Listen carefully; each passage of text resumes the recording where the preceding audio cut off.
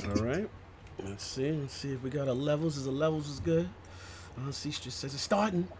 Waiting for the joint. All right. Oh man. And we are If we got our levels. Is the live. levels is good? Welcome to the OBS Forced Iron Lords podcast. Now let me stop. The Lords of Gaming.net, episode number 120. And it's another glorious Sunday. We're back at the round table on the Lord's Day.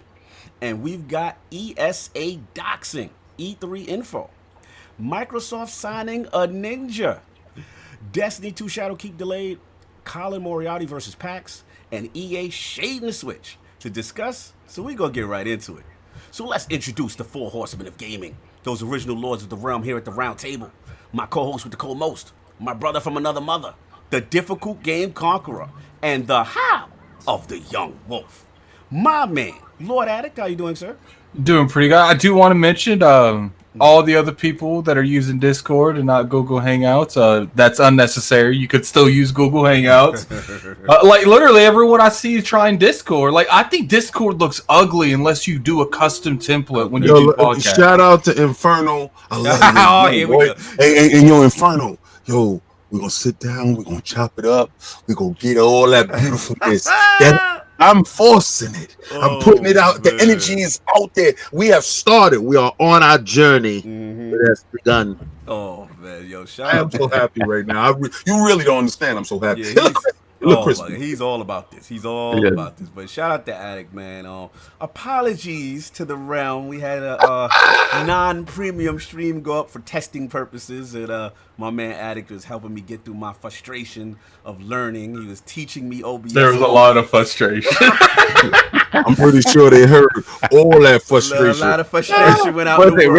really? Was it Iron Lords After Dark It was frustration? Iron Lords After Dark frustration, and we will not. You should have seen the tags he was using. No one else would see that, but you should have seen the Oh, I was sitting here on pins and needles, hoping certain stuff don't come out people's mouths. I'm like, do these dudes know they are live?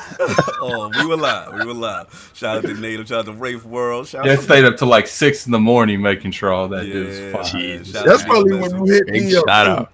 He hit me up in the middle of the night. What's up? I'm like, okay. It'd be like 4. It'd be the 4 o'clock in the morning. Addict, what's up? So I'm like, what's going on? But yeah, it's a learning process, so bear with us, Lords. But like King said, eventually we'll be looking to elevate the situation. So just bear with us. We're learning. And of course, we have our most technical gaming lord, the solo gamer who lives for the single player selfish experience, and also the Sastradamus, Mr. Offline Profile Illuminati and Lord Patreon of the Iron Bank, my man, Lord Sovereign. How you doing, sir? What up? What's going on? I'm chilling. I have both eyes this week. I'm back. Oh, you back? Yeah. There's no more Nick Fury. I know, man. How you feel? I feel like I haven't talked to you a lot this week. Yeah, man. It's Who's been sovereign? Yeah, who's sovereign? Like, Yeah, right. what's going on, son? Chilling, man. I'm good. Chilling. I've been since I got my eyes back. I got There's a fourth a Iron little Lord? bit. What's up? What's up? Oh, damn. They Yeah, are full horsemen. You sitting there saying like you haven't told Like, him. yeah, This like he hasn't missed more shows than me. Wow. Oh, we got yo, Saul put out the Wow, Iron Lord he went tender out- sheet. He put out the Iron Lord. He went put out that with out the there. tender sheet up. Hey, yo. Hey, yo. So what's going on? So first of all, are you feeling better? That's Yes, the I am excellent. Went to the eye doctor yesterday. I needed to get some new contacts and new glasses, and he was like, "The cornea is good to go." How did you scratch it? Shout out to Lord Jack Move. He had like a similar thing. And they gave him glasses that made him look like Morpheus. Oh, wow. He had the dark around the eye joints covered like this. Yeah, he literally like Morpheus, man. Yeah. So you know that we like part of my job now is sort of dealing with different types of departments and specific things that they get rid of, particularly when you went where you used to work, King. Right. So, yeah, in transporting some not cool stuff, Right. Yeah. something from the bag broke. Oh and my God. flew in my face. Oh my God. And flew in my face. And the thing about it is that stuff I'm actually allergic to as it is. So if it touches my skin, it went right in my eye. And my eye looked like a tomato. right after it happened. my So then I God. had to like go and Did you do the essentially- eye wash? You had to go do the eye wash? had to go do the eye wash, Okay. and then after that, actually, I took a Claritin D, Yeah. and that cleared it up completely. So I thought I was good, and they were like, "Nope, go check it out." And lo and behold, had the scratch cornea. So Oh man, So- sorry to hear yeah, that. a week later, though, antibiotics and all that stuff, it's all taken care of. So thankfully, it was Did I tell you that time that I worked under the UV light without the shielding on? oh no! All right, so check this out. Check this out. Right? This just seems like a really This bad sounds like a story bad already. listen, it's absolutely horrible. All right, so I'm working in the UV light, and I didn't know that because they tell you the procedure, right? So I just jumped inside the room really and was knocking out the stuff, and I'm working in the UV light, but I didn't turn the shielding on. There's a shielding that blocks your eyes from having a harmful rays. So I'm thinking it's all BS. Trust me, when they tell you to block your eyes, it is not BS. All right. So I go home. I'm taking the train. This is way back in the days. I'm taking the train. I'm going home, and I'm sitting in the train, and it's like getting tunnel vision. My vision is zooming in, right? So I'm walking home. As I'm walking home, it's getting smaller and smaller. So as I come up the steps, I get in the house, and I lay down on the bed. I'm completely blind at this point. I'm panicking in the house. Yo, that's scary. I'm by myself. I don't have a cell phone because that was. I was there before cell phone, but I mean, I always had a cell phone. No matter of fact, I did have a cell phone, but I couldn't see the numbers. Oh wow! Right, so I'm just laying there hoping somebody calls me. I fall asleep. I had to work that Sunday. This happened that Saturday. I had to work that Sunday. Ches was at the animal. Oh, shout out to Down Ches. there. Shout out to Ches. Yeah. Good old boy, Yeah. right? So he calls me in the morning. He like, yo, my man, you late. You want me to clock you in?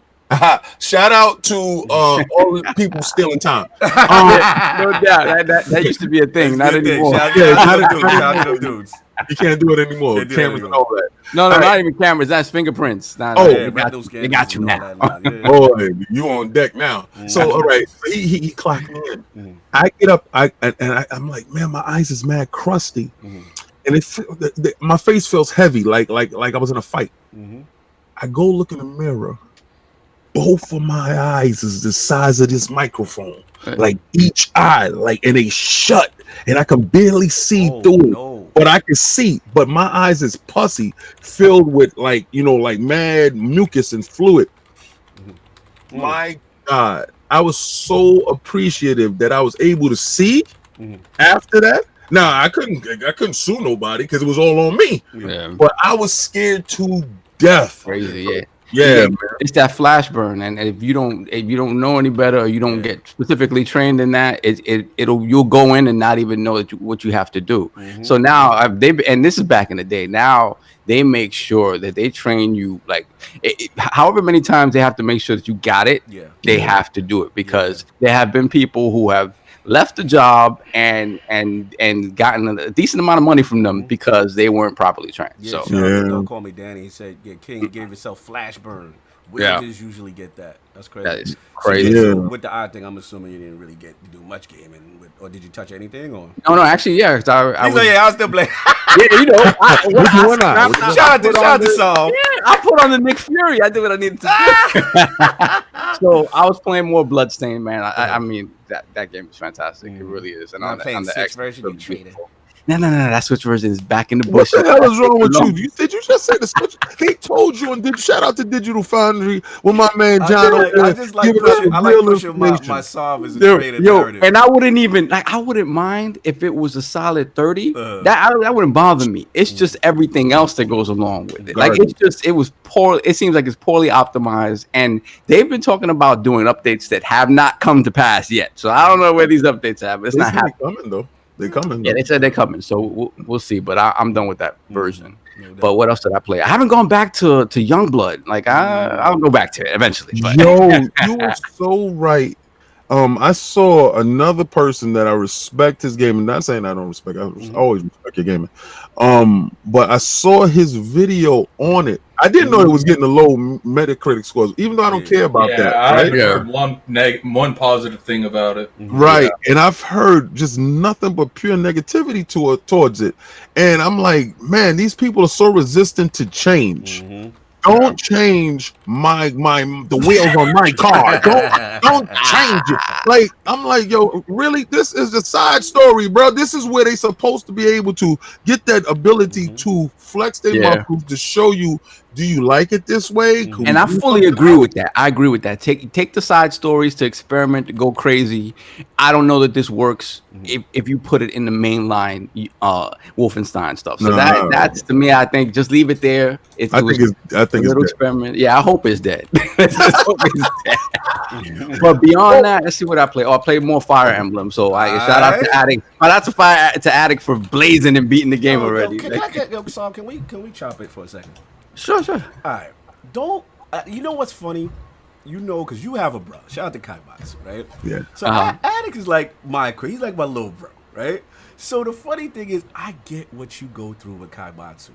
Oh, like, when he blazes your the game will come out, and you like, yeah, we both got it. This, that, the third. And then you speak to him 2 days later, and he's like, yeah, I'm at the end. And I'm like, oh, what the hell? And it's like they blaze so hard. They consume games. And it makes you disgusted because he already know what this thing is. Like, you don't even want to play the game no more. You get so mad. Yo, he could not have spoiled you on it, but you get so pissed off. Oh, no, Attic will spoil. Attic will give you a light spoil. He'll give you the light. He's like, but he don't know he's doing this. Oh, yeah. When you get I totally told him the twist of the game. Oh, no. Wow. Him and Kaibatsu need to go to spoiler etiquette school. For real. Because they will do this to you, man. And it's like, those are our pro gamers. Like, I try to tell people, like, certain people have a real knack for stuff. And I sat there and I watched Addict play, and I was like, this dude is really out of control. Like, when we was playing that Sin game, remember that Sin game, Addict, we ran up on? Sin or Sacrifice or Redemption. Wasn't you the only person that ended it right there? Yeah, I was on like the last boss when Yo, I got goosebumps just saying it right there. I got goosebumps. If y'all can see that right there. What's funny is I'm the only person I know because there's a boss in that game that has 2 forms. But if you're good enough, you can kill her before she goes into her second form. I'm the only person I ever know that's done that. That's the funny thing. Like, I've never been one to really like watching. Like, we'll get into when we talk about the Mixer and the Ninja thing. I don't like watching, but I will watch Addict and I will watch Kaibatsu. It's something about their skill in those particular types of games, like the platformers. And you got to watch Kid Smooth too on his challenge. Oh yeah, that's the opposite. That's the opposite end of the spectrum. Right? Good food is for comedy. Don't eat your food while you're watching his streams because you're going to go up and choke. He's naturally entertaining on the stream. Yeah, he definitely is. But shout out to you, Sal, for dealing with a brother who is a savant. Yeah, he is a savant at this stuff. Yeah, that last mission, man, is rough. I don't know. He hasn't mentioned that he has it because I know he was trying to hold off. And actually, I was going to hold off on it at first until I started hearing these reviews. And I'm like, hold up, I need to be part of the zeitgeist. I got to pick it up. So I actually don't know if he's picked it up. Maybe he has. And then the last thing I have to say that I played, and I had to give a big shout out to 2004 because I had to get that Doom 3 on the I had to do it on the Switch. I couldn't do that. I had to do it. You back in pocket, baby. That's what I'm talking about. This is the thing. Like, and it's the absolute worst version. No, it's 1080p, 60 frames per second. Yo, it's doing its thing. We out here. For me, I'd rather play the original platform. Tell me why. Tell me why you had to bump your head against the rock. Remember? Listen, in 2004. Oh, you playing it on the iPad? No, I'm not playing it on the iPad. Half the refresh rate. I just saw half of it. But in 2004, that was the first time I ever bought a gaming PC. Like, really, I spent nearly $2,500 on a gaming PC for 2 games, maybe 3 games. Far Cry, right? The original Far Cry. That we still can't run right. Exactly. Half-Life 2 and Doom 3. For me, Doom 3 was that first moment. It was that first game that was like, oh, can you run Crysis? Can you run? It was one of those games. It was the pinnacle, the absolute pinnacle of graphical fidelity. It was just amazing, and you needed a monster machine to do that. I remember I got that Athlon 64, that AMD, and then I had the whatchamacallit, the NVIDIA, like the GT 6800, something like that. That's when we was on that wave. Spent crazy money on this. So to see that game running at optimal settings on this tiny. I needed to do it. It's crazy. It's been 15 years. Stop with the Stop with the Because when it's on the X and when it's on the Pro, it's native 4K. It is. And guess what? Hertz. And guess what? My dumb ass got it there too. I just needed to. Wow. You know what? It's one of those games that it marked a point in time. Yeah. It really did. Shout out to Rick. Rest in peace to the homie Diablo X. I went to his house and I had gave up on gaming PCs. I went to his house. He said the new Doom is out. I was like, so who cares? And I got to his house and he turned it on with the lights off. You know, atmosphere. My God. And when you get off and you come in that first room and then the monster's like boom, boom, boom. Fire. The next day, I went out and got me a gaming PC. Oh, so that was the joint that got you a PC? Because I got off that. That's when we was on Voodoo and all that. Remember we doing benchmarks and all that. Me and Brian was on some craziness. Yeah, you guys were the original. We were nuts for that stuff. Nuts. No doubt. And of course, we have the Incredible Hulk of this, aka the Access Gamer. Ooh. The Lord of Combat Sports. King of the statues, who demands nothing less than that premium experience. It is the leader of the Fraud Alert movement. Ooh. Beloved Lord King, how you doing, sir? Listen, let me tell you, under the circumstances, I'm going to do fantastic. I don't care. No matter what, you're not going to stop the glow. This is what, let me tell you what I'm saying with this. Ever since this bathroom has had that overflow, and I done had that issue back there with that bathroom, I want everybody to go out, hit Empire today. Those are the people that did the floor, the laminate flooring. Shout out to them for discontinuing the laminate flooring that I have here. You see that? Nice, beautiful. Shout out for them for discontinuing it a year later after I got it. So now I have to have in my laundry area, because the laundry, like you can see the washing machine dry over there. I have to have a separate, different tiling for the laundry area, or I had to do this whole floor completely in a new laminate. Now, while they working, they decide that we gonna break a statue. Oh man, we gonna break a statue and try to act like the statue done hopped off the shelf by itself. Oh wow, hold on before you go on. Dizzy with the $2 super chat. King of the knees needs to pay up for the people. Shout out to Lord Dizzy. I don't know who you are, but I just have to say that I concur, sir. That's finest. That's the Lord that gave that net. Oh, that's who it is. I'm sorry. That's our editor in chief. I'm joking. Listen. I can't wait for when y'all have to swipe that card on the side of your PlayStation to play those backwardly compatible games that y'all think y'all gonna get for free. Ain't no disc going inside there. Watch. Y'all gonna figure it out. They gonna get all in your wallet. So all those $2 you sending every week, you should have saved it to pay for the backwardly compatible games. All right, so after I get on the phone or whatever, do try to boss up or whatever. I was taken aback because I said this is gonna be a situation where y'all probably wouldn't have got me on the podcast today. All right, because I was definitely gonna go to jail. But shout out to being older and wiser, and I decided that's not the wave. All right, during this week, I hop out. I'm at work. I hop out, and I'm going to one of my locations, and Adrian Brown is walking up the block. And he's walking up the block, and I hop out. I'm like, "Yo, AB, what's good, baby?" And I tend to forget how tall I am, how big I am. I tend to forget this, right? So I'm approaching him like he's a regular size. That we regular size people together. He's a smallish kind of dude. Now, as I'm hopping out, Ghost Supreme hops out the side of the truck, and when he hops out the side of the truck, Ghost is mad short. So you just see a figure moving on the side of the car. I look at Adrian Broner's eyes. Now, at this time, me and Ghost is wearing matching Iron Lord shirts. Oh, so he think it's the goons. He think it's the goons. He think 50 Cent the goons are. God, do you understand the fear that was in this man's eyes? So I'm talking to him, and I'm like, why is he actively making his way to the hotel? He didn't have any security with him. He was out there with the bellhop. The bellhop probably walked into the store wherever to get the good food or whatever. He was walking back with it. And I'm like, yeah. He's like, yeah, you know, he had no jewelry on or nothing. Yeah, he's right. And he's making his way to the hotel. And it clicked in my head. I'm like, oh, this boy thought it was the get down. He thought the Jux was going down. He thought it was the bang bang boogie. You was about to get Yo, shout out, hold on 1 second, yo. Shout out to Jason Elliott with the $5 super chat. King David, I know this is gaming. Please speak on Fury fighting the dude none of us has ever heard of. Listen, I'm gonna give you that right now. Just as you can see, I was just getting ready to go into. I understood now why Broner was here. He was in New York. Shout out to Brooklyn.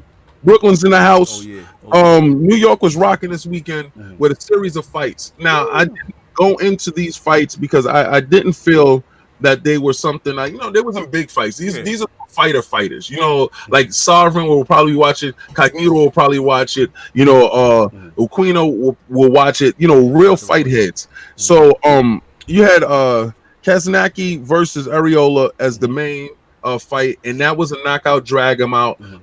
Both out of shape looking heavyweight. But yo, I think it's a new wave going on for the don't do no sit-ups, no ab work, none of that. The dab ball wave is a dab ball. That's what we doing. But these boys is in the mix though. Like they are actually throwing. They set the record for the most punches thrown in a heavyweight fight. Oh wow! So if you want to go check out an interesting fight, entertaining fight, go watch Kazanaki versus Areola. All right. So in the sub main event, you had Pascal versus Brown. Now Pascal is trained. Jean Pascal is the light heavyweight. He used to be a light heavyweight champion. He's trained by Roy Jones. Oh, you said Roy? Right. Now, Roy is his idol. When he lost before, he had to come back with his idol. He wanted to do a farewell tour or whatever with his idol. And you saw what Roy taught that boy in that fight. He hit Brown with punches. I mean, straight up, sock him in the mouth punches. He hit Brown so hard, one shot, he just put him on his butt. And Brown just looked like, dang, where that came from. And it came from Roy. If you are a fan of Roy, what's his money name? What's his name? Jean Pascal. Dean, how's it? Jean Pascal. Okay. Jean Pascal. Okay. Pascal. So he went on to beat Brown, which Brown was the favorite in that fight. Every fight last night was fantastic.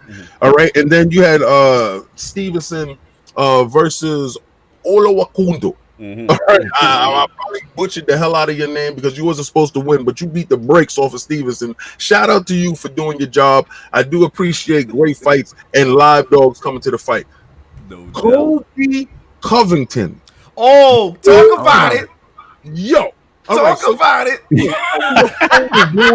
know when your phone is blowing up? So my phone is blowing up and they like, yo, turn the UFC right now. Turn the UFC right now. I turn the UFC.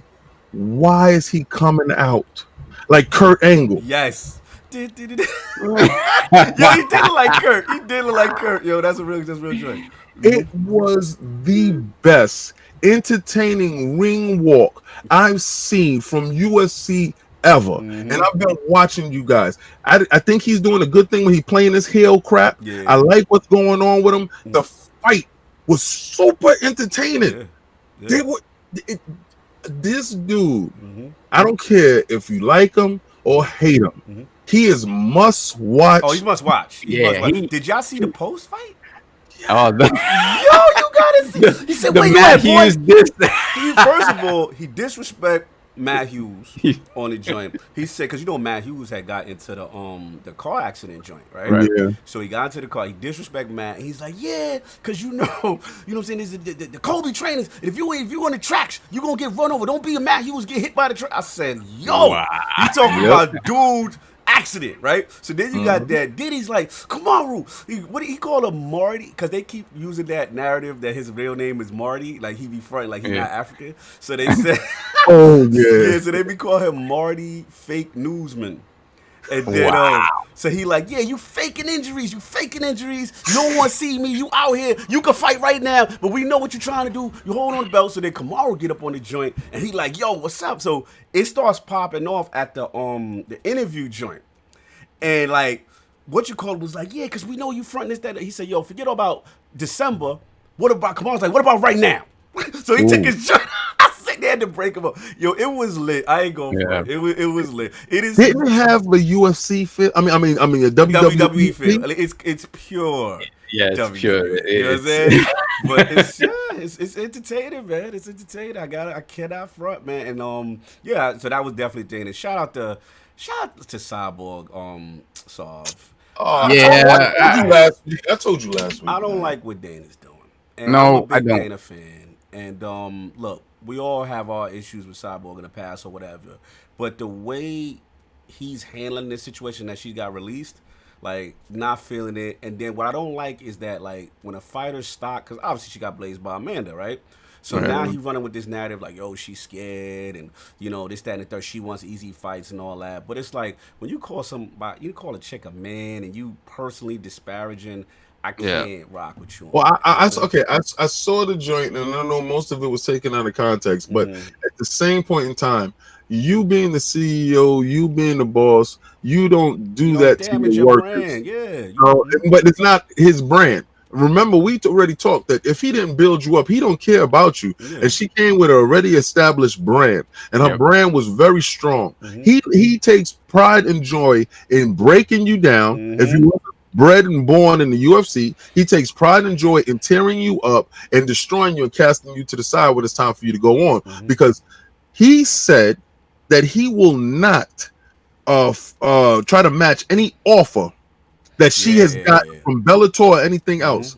So her leverage going into negotiations is zero. Yeah.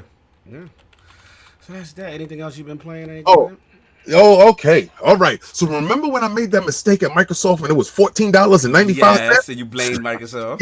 Yes. I don't care. It was their fault. I don't care. They gave me back my money, so they admitted guilt. Yo, Dragon Ball Z Fighters is $14.95. Wow. And I downloaded it. I paid my $14.95. Shout out to young Chris. That game is the best looking game of our generation. Really?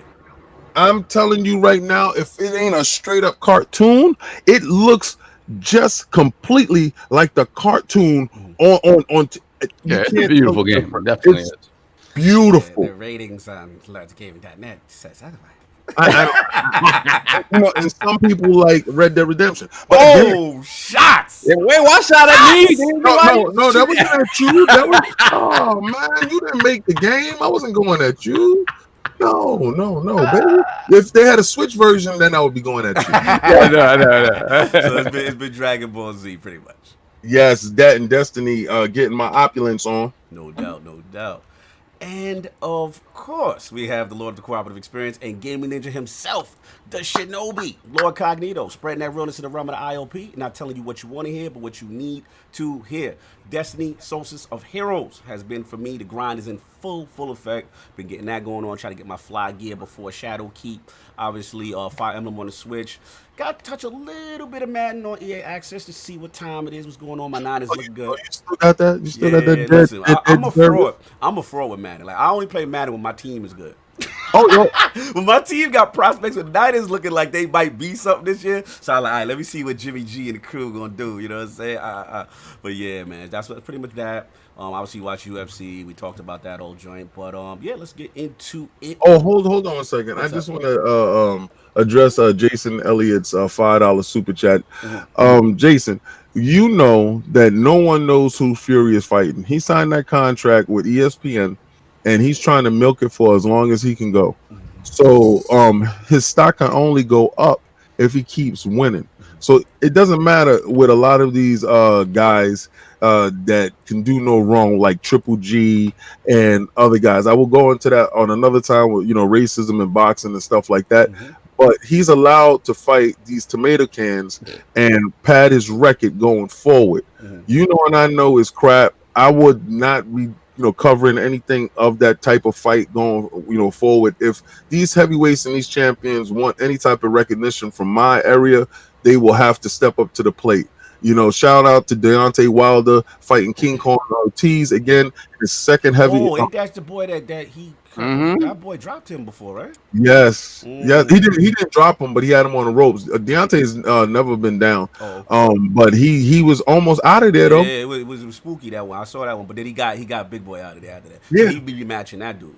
Yeah, he's one of those champions that even if he won, he didn't win how he wanted to win, and he could run that back with you. No doubt, no doubt. So, Lord Sob, before we get into the poll, do we have some business to discuss? Yes, sir. We have some bills to pay. It's that time of the month once again to say thank you to our loyal patrons. So let's get that going. Let's do that. Woo!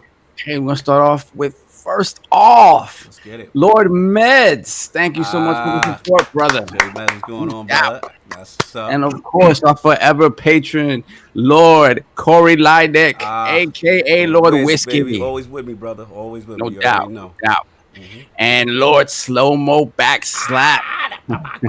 Lord Slow Mo. Best avatar in the game. Ever. And shout out to Lord HB33. Thank you for the support, brother. That's what's up. And of course, our fellow YouTube brethren, Nintendo Direct. What's going on, man? Thank you, sir. I get Nintendo back on, man. It's been a minute. Yeah, no doubt. Yeah, I like him. I like him. Good dude. And of course, Wraith the Emperor. The Wraith always makes his presence felt. The Wraith. It's my man's. That's what's up. Big shout out then to Lord QX Masters. QX, these are new names, man. QX has been here. No, QX has been here. Oh, you know, I'm not reading. Oh, you're not reading governments no more. Oh, okay. I'm so used to snitching. I'm used to you doxing like the ESA. Exactly. As I immediately segue into a government because that's the only name I have. Patreon doxing. So big shout out to Lord Vincent Deary. Shout out, and he's a new patron, so thank you so much for the support. Let's give a shout out to the new page. No doubt. Followed by another new patron, Lord Zorro. Thank you so much for the support. I like that. I like Zorro. And of course, followed by Fastback 6768. Thank you, sir. Lord of the Mustangs. Yes, sir. Oh, I think his birthday. Shout out to him. Yeah, it was his birthday shout out. recently. Happy born day to Fastback. Happy belated, always brother. Supports us in the realm, man. Always. Salute. No doubt. So he's followed by Lord Stitch 6669. The lover of Switch topics, my man. Lord Stitch. Yo, you know what we should do? What I was thinking about? All the Patreons that are in their birthday month, give a shout out to them, especially if it's close to that day. Give a shout out to them in their birthday month. Get at these dudes for giving us something special. We're gonna need that info because that info is not. You don't be careful with the doxing now. ESA is out here, you know. Sensitive information, y'all. Trying to get us Be careful out here. All right, so Lord Stitch is followed by Lord Vagabundo. Vagabundo, my destiny, last word, brethren. That's my guy. What's up? And of course, followed by friend to the realm, family to the realm, Lord Gaming Forte. That's the homie right there. Shout out to Dizzy for being petty. All the Patreon should receive a set of knees by King. Hashtag for the people. Continue. I appreciate it. You're gonna be the one that's gonna be so sad when you go to turn on your PlayStation 5 and you realize there's no back compatibility the way you think it is. Check please. All right, and Lord Forte is followed by our friend and get well soon, brother. Hope you're feeling better. Our friend Lord Undead. Yo, shout out to Undead. First of all, all y'all hit up Undead 3XVI. He's in the hospital right now. He's going through it. Please send him some love, send him wishes. That's the homie right there. We wish him nothing but the best and health. So Undead, heal up, brother. Hope you're listening, and hopefully at least you can smile because we definitely think about you. We want you all right in the realm. So salute to him. No doubt. So Lord Undead is followed by Lord Lynchpin. Shout out to you, sir. Thank you. That's the homie. I believe from Germany. Salute. Followed by the Lord of xCloud and friend to the realm, Lord Bill Stillwell. Legend. The man right there. That's the man right there. Yo, Bill. I hope your leg is better. That's right. Yeah, that's right. He got the hockey injury. Yeah. And his rib. Yeah. Shout out to the real one. He said the dude got out there that day and tried to show his slap skills. I was dead in the chat, boy. I was dead. He's funny as hell. Salute to him, man. Heal up, brother. I hope that the swelling and all that stuff is going down, man. Definitely wish you the best. All right. So followed by patron number 1, Lord Michael Lugo, aka Monkey Punch. Punch, my No homie. Lord Lugo. That's the man right there. No doubt. Followed by Lord Sammy Prescott. Sammy, what's going on? Followed by, once again, I believe, yes, a brand new patron, Lord Night Music. I remember seeing you in the chat last week. Good looking. Thank you for joining the Patreon. Thank you for your support. Much appreciated. And of course, family to the realm, Lord J. Fonzarelli. Oh, Fonz, the grounded one. The grounded gamer. That's what's up. Cyberpunk's own. Oh, wow. No doubt. Followed by the king of the stream team, Lord Snalydo. Oh, Petey, Shout out to Streamy. Petey. The stream. Yes. Let's go. The man of the red shirt loving. Yeah, you would think that's the only shirt he has, man. Like, he's like we're being cheap with the shirts. Yeah, He got the whole collection. That brother loved that rojo. Yeah, he got Y'all not gonna throw Petey under the bus like He this. loved that rojo. He called him Lord Rojo. Lord rojo. My shirt go rojo, rojo. Lord rojo. Lord rojo. Continue. We out here slandering Petey. Continue. big shout out to family from the cradle to the grave, Lord Loaded Pixels himself, Lord M. Bird. Cobera. And the man who truly does have every single colorway of every IMP shirt ever created, Lord Cat Daddy Fat Stacks. Oh, that's the homie. Truck driver, the homie. He's supposed to be coming out to E3. Don't get scared about your information. We still want you to come to E3. But, yo, that's the homie right there. He Use a burner account. That's all. Just don't give him the real. Baby. P.O. Box. P.O. Box. That's how we going to do. All right, Lord Cat Daddy, followed by Lord Tao, aka Tazuichi. What's up? Salute. Always a supporter. No doubt. Followed by Lord Johansel Villegas. Johansel, the homie. This list is getting a little long here. What's up? Yeah, Yo, man. bro, Every month, man. Yo, guess who followed me on Twitter? Who? Christopher Hart. What? Woo! and Chris know I followed him back. That's what's up. See, PlayStation and Xbox can get together. It's all love. It's all Exactly. And of course, last but not least, Lord Death Singer from across the pond. Thank you, sir, for all the support from the very beginning. My XCOM, my ESO, bro. You know what I'm saying? He gets it. Salute. No doubt. So let's get into these giveaways. Let's get to this giveaway. Let's get to the rigging. Oh boy, Let's rig the how we numbers. do. Who If those greased iron back payments did not go through, you know where you stand. You know when there's a Grease the broken palm. statue, you gotta send that money Send though. that bread to solve. You get your name called out for a prize. That's how it goes. How it works. You know how it works. Let's go. All right. So the winner of our $10 gift card giveaway is new patron, your Lord Vincent Derry. Oh, okay. We doing legit this week. We doing legit. Yeah, no doubt. Shout out. We don't know if Vincent came in with the bucks though. Lord Vincent, you know how I go. Lord, everybody gets a freebie. Everybody gets a freebie. At least a month or two of no palm greasing required. He gives you a taste. All right. Shout out to Lord Vincent. I'll get you that information. And all right, let's get into this $20 gift card giveaway. And the winner of our $20 gift card giveaway is... Oh my God. What? Hell has frozen over. What? Lord Slow-Mo Yo, he never wins. He complain every week. He be like, it's rigged. Yo, salute. Slow-Mo. See? What happened when you drop the bag off the correct way, the way we tell you to, then you gonna get your name called. Listen, leave it on the stoop with your name inside. There you go. See what happens? Good things happen. Make sure you buy that Dragon Ball Z Fighters. so I can beat you up. Slow-mo for the win. Wow, that's the first. We've never seen his name. I was getting worried. I was For like, real. you're breaking too hard. Yeah.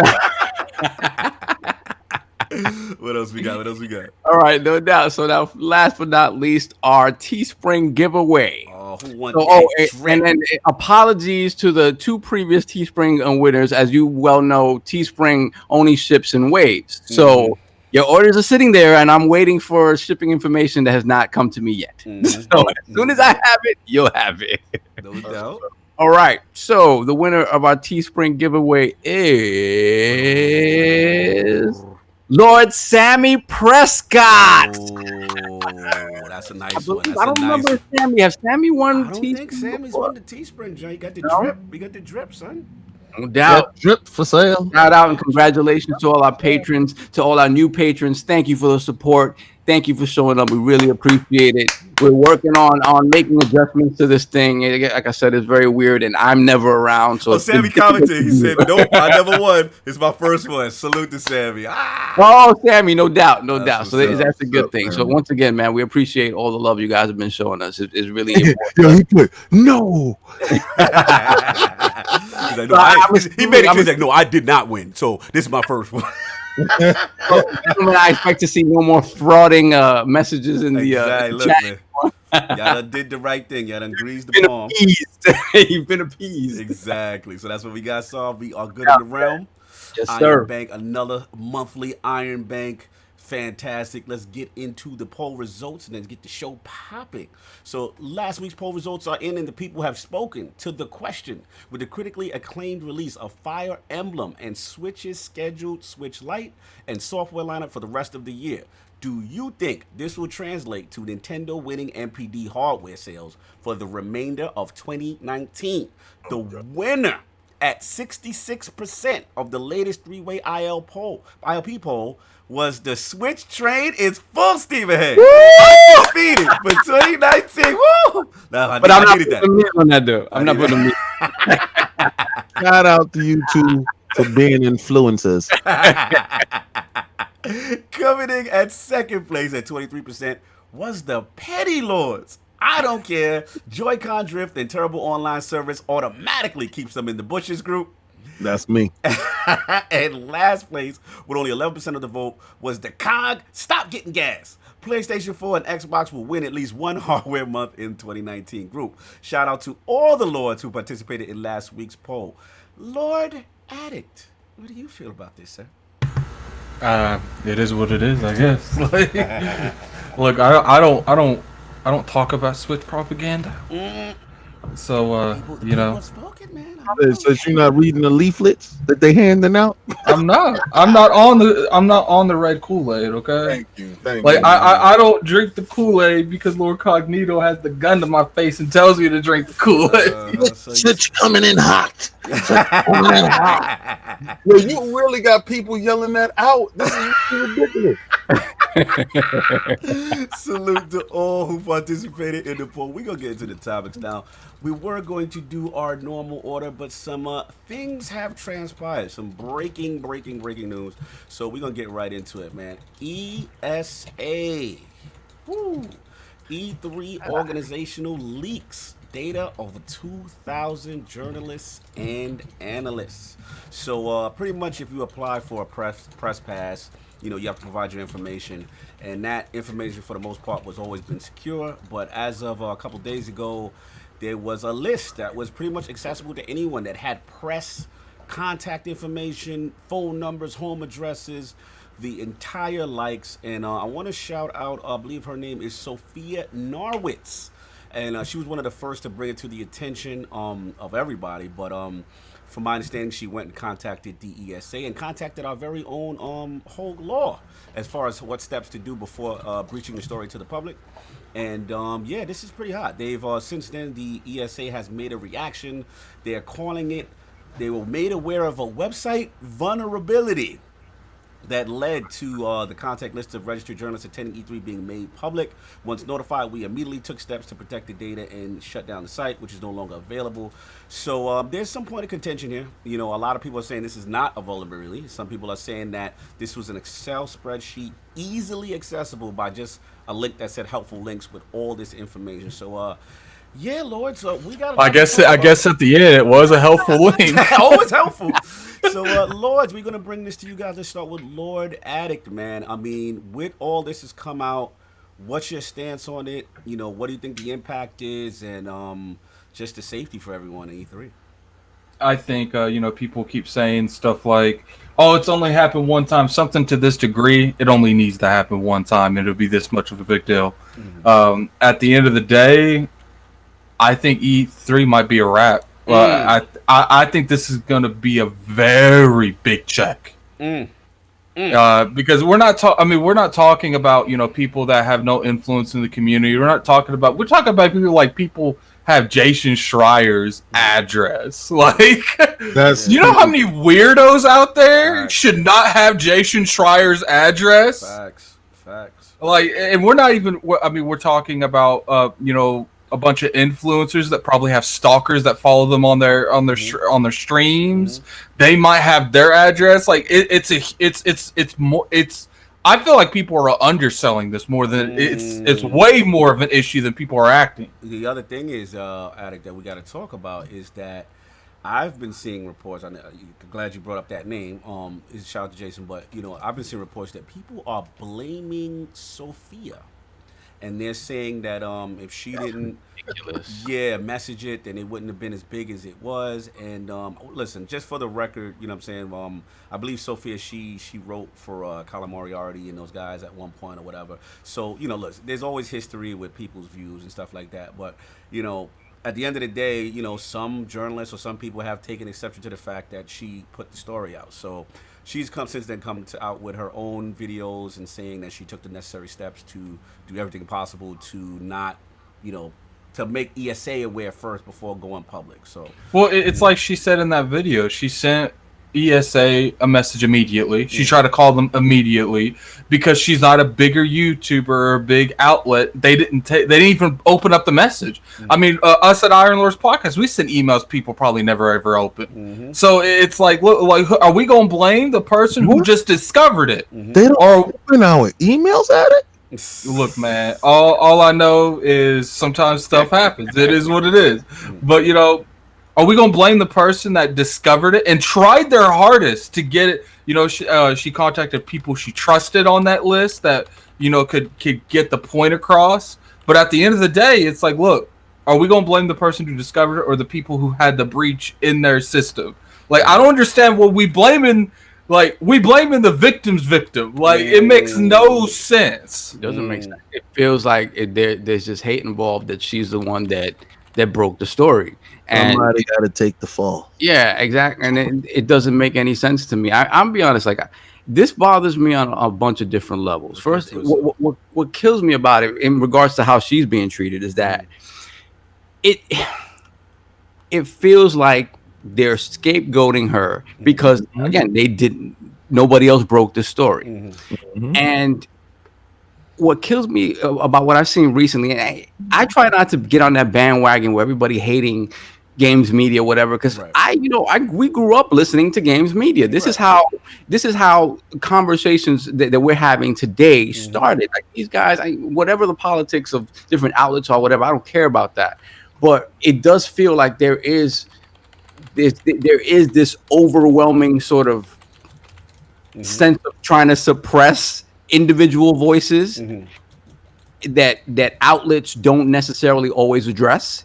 Maybe individual people at outlets address on their own personal Twitter accounts or whatever the case may be, but outlets in general as an entire entity don't address this stuff the way it should. And that bothers me.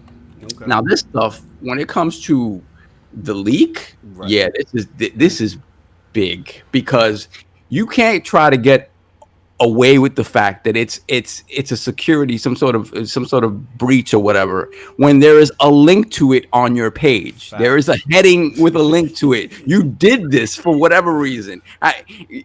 Oh God. Yeah. Let's Like- talk about it, so.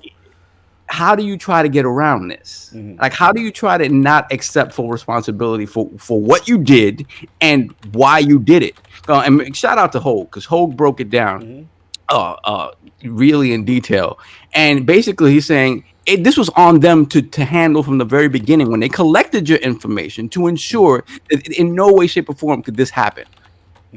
So why? And then he went into the details about what they can share, what they can't share. Right. And the fact of the matter is that the details, the fine print, isn't very detailed. The fine print is very broad in order to allow them to not accept fault for certain things, right? So, man, this is just painful. I know, Cog, you had mentioned that you might have been. Yeah, when I get to my point, I mean, I'm very concerned, but we'll get to my point. I want to get. So get to this just sucks all the way around, and I mean, I don't know that if it's gonna affect E3 as a whole. I don't know if it changes the course of what's happening with E3 and what it becomes, but it's definitely gonna be a sticking point moving forward.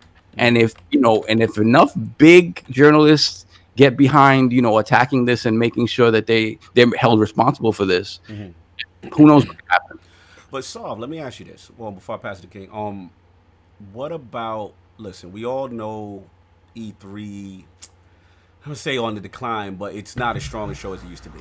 Right. So now we couple this leak information, right?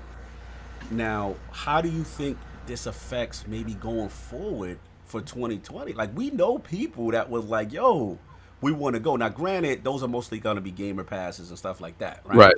But, how do you think this affects media moving forward? I mean, this is a major, I think major it's going to depend on the fallout. If you start seeing, big journalists from bigger outlets start saying, listen, man, like somebody's knocking on my door. Somebody's like, I'm getting crank calls. I'm getting like my personal safety and my personal space is being invaded as a result of my information being out there.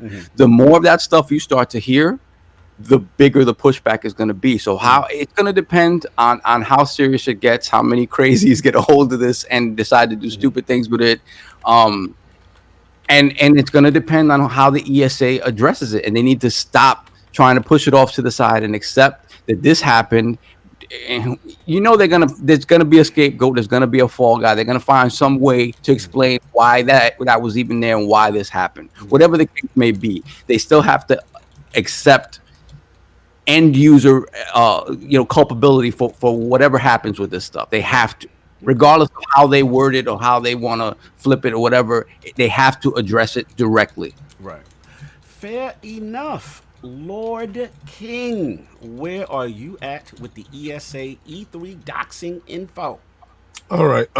Since when we destroy the messenger, not the message, at what point in time do we get to condemn the whistleblower for blowing the whistle? Some people upset that she actually got some form of following or whatever after that, and she was trying to be reputable. She showed transparency. Well, what it is she's been on. Let's call it what it is. She's, I think in the past, been maybe on the side of Gamergate or something. Yeah. And I don't know what her views is, but obviously she's in alignment with Colin, and we don't do politics on the laws. But you know what I'm saying.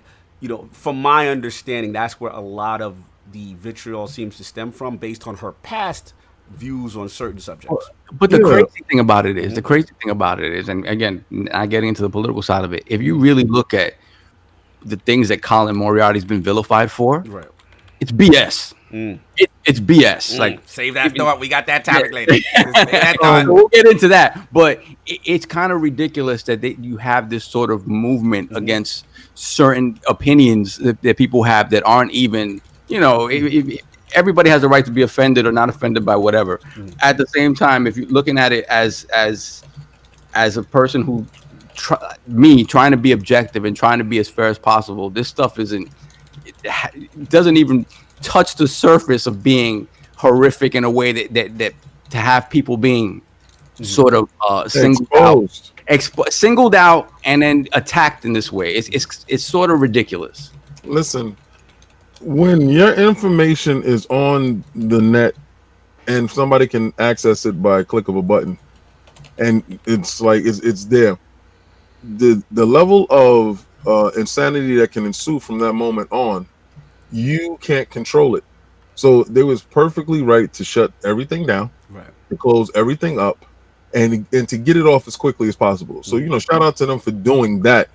You don't know the level of damage that it already has caused and what will happen from it, and everybody's holding their breath, hoping that you don't have a situation that escalates from this breach. Well, it's not even a breach if it's it was out there. Yeah, it was not a breach. Technically, it was out there. They put the phone book out in the street. It was and on everybody's level, everybody's gonna sit there and try, because it's one person that probably had the oversight of that, and it's gonna boil down to everybody. You're gonna get the name of the person. There's footprints all over the place. It was one person that gave the go, they clicked the button and allowed it to happen. And now it wasn't her. All right, so why is she being vilified? But we also know when you make this little political thing, 'cause there's a lot of political things when it goes behind the scenes. Like when people be saying Jason Schreier and all this stuff, I don't get into that. Yang Yang and all that. I don't get into none of that stuff. I'm here to play video games. But when it comes to people's safety, that's when I take issue to that. You have to understand that these are normal people that go to the supermarket, that can't afford bodyguards, that they live at home with their children, that take their children to school, and you're putting that whole household in jeopardy when stuff like this happens. And that's something that you should take very seriously, because you don't want any nut job that wants to say, oh, I really like PlayStation, or I really like Xbox, and I didn't like your view on this, and do something stupid. Facts. Yeah, this is a big one. Man. All right, so let's get the elephant in the room. Shout out to Sophie for doing the right thing. Because at the end of the day, I got first, and I spoke to Hogue, right? I got firsthand that she went to him from a legal standpoint. She went to the ESA. She went to 2 other sources before leaking the story, right? So in my opinion, if she really was about to click in the joint, you just put the joint up. Right? I'm trying to get these views. You know what I'm saying? Or whatever. So she went and did that first. So in my opinion, it's respect. Secondly, it's not a vulnerability, like we all said, right? It's easily accessible file that says, link. So it's like at the end of the day, it's like ESA, like what we doing here? Like, how does this happen? Like, how does lapse in judgment? Yeah, media and journalists downloadable spreadsheet. Let's literally like click me, I'm here. You know what I'm saying? Like, this just terrible on so many levels. Go ahead, Attic. I hear you talking. If anything, she should be commended and she should be appreciated for showing that people can get your info that easy. Yeah. But what it is people are blaming her for the spread of it so fast. Yeah, I mean, and it's just like, look, like if she wouldn't have noticed it, and first off, someone sent her the information that it was leaked, so it was already out there. It was like they're just lucky that someone found it that was a respectable person that didn't just leak it. He privately emailed someone he knew and had them handle it because he didn't know what to do. Yeah, I mean, I get it. And at the end of the day, it's like, to me, these guys are still responsible for having the information out in the situation it was. You know what I'm saying? So, that to me is the real issue. But on the other side of it, you got to look at it like this, like the personal effect. Like, I'm an industry badge holder, right? So this affects me. You know what I mean? So anyone who deals with like IT and like government, you know what I'm saying? Like they call it PI. So basically it's personal identifiable information, right? So that right there, there's strict policies, you know what I'm saying, on that, like very strict. So you got like to the point where you have to take a course to actually maintain your access in order to have access to that joint. You see what I'm saying? So at the end of the day, like they are in serious trouble, like serious trouble. Like I have no idea how that happens, and we got to see the aftermath. You know what I'm saying? We got to see what's gonna happen as a result. Legally, if they're gonna the lawsuits. We know there's a lot of big names involved. You know what I'm saying? As far as like companies, the Goldman Sachs, all that other stuff. You know what I'm saying? Like this is such a cataclysmic botch for them, with them already being on the decline and mishandling that PII. And here's the other thing, y'all. that's United States government rules for PII, how you handle personal information, right? The people on this list, a lot of them are European, right? They got this other thing called a GDPR. Like, they got their own legal set that at the end of the day, if they want to press, each of them individually can sue the ESA and come off. So, like, they are in big trouble. Like, people don't understand. Like, this is a big deal. You know what I'm saying? So, I don't know. And then you got, like, the last thing I'm just going to say is, like, how confident moving forward are people going to be with trusting them with the information? You know what I'm saying? So, that's what I got on this trip. Yeah, so. It's scary, man. It's really scary, and it's just I don't know. Like the timing again. I'm not saying not conspiracy theorying here or anything like that, but the timing is kind of crucial because if this does become a big thing, that question that you asked, like, okay, so being that E3 is in this sort of state of flux, where does it go if people don't have the confidence in it anymore, right? If the people who go and cover the games and this don't have the confidence anymore, how does that change what this show ultimately becomes? You know what I mean? So I don't really feel that E3 is in flux. I'm not gonna run with that narrative because that lends to a whole different side of the ball. We were in a transition year, and it was prudent upon a couple of companies that didn't have wares to show, and economically it wasn't financially advisable to step forward and do certain things. But other people that were at E3 was E3. It was the same normal E3 that it has turned into when it turned into the trade show. I believe that it had record crowds just like before. And also, the merch and information was being out. The way we consume information now is on a higher level. And saying that the way we consume information now is on a higher level, that same information is people information should not be readily available for anybody to click on and get your address. That is severely troublesome. If you look, it was crazy. If you look at the picture they put up with the Kotaku article, right?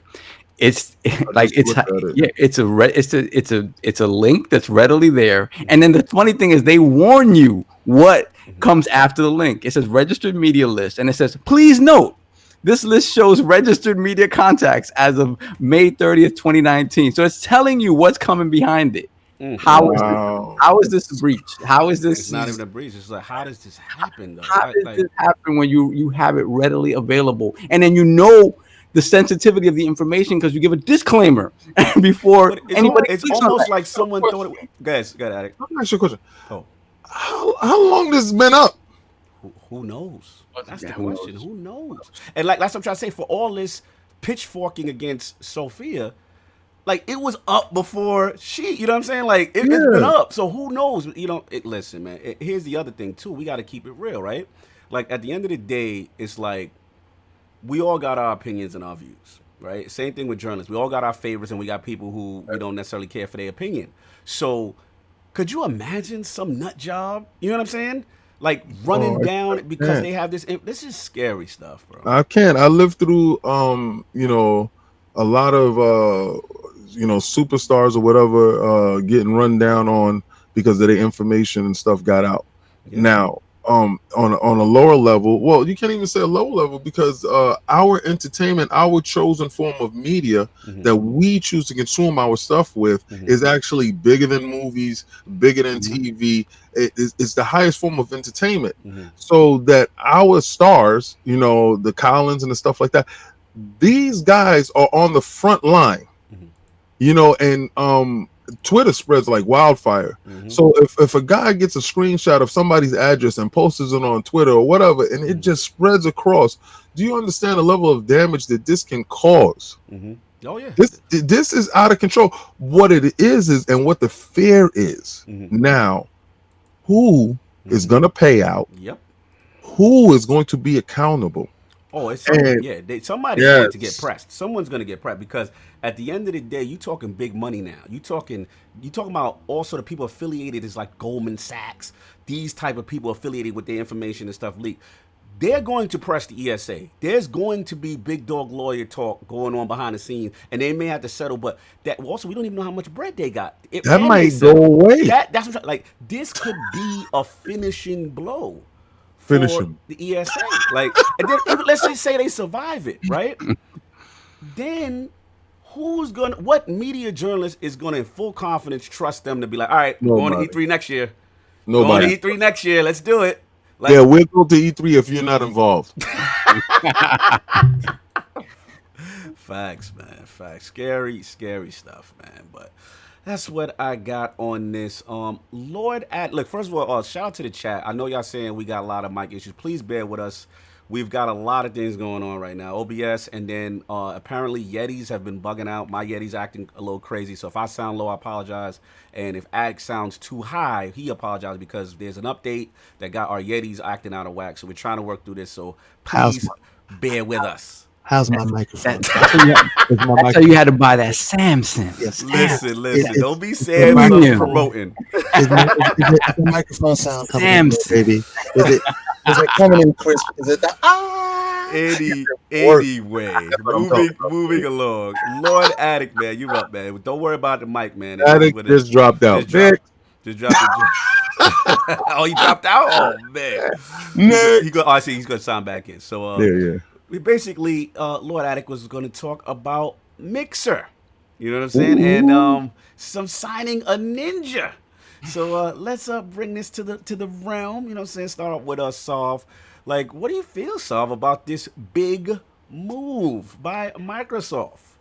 I mean, for people who care about the stuff, and I'm one that doesn't, like I said, I don't really watch people play games like that. I know it's a big deal, especially to a lot of younger gamers. I mean, that's kind of what they've grown up with. I know my nephew, like, he just loves watching people do stuff on YouTube, like whatever. Like when he was younger, he was like unboxing videos of stuff, of toys and like things like that. Now it's like people playing Fortnite. He loves watching that stuff.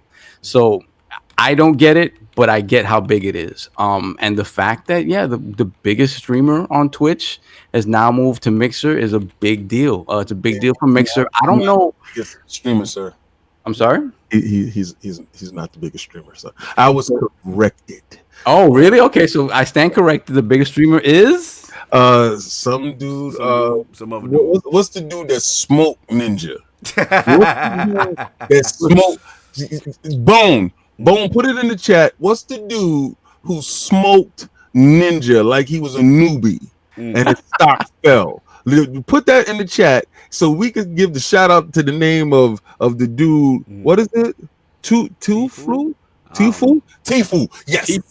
Tifu. Shout out to the top dude.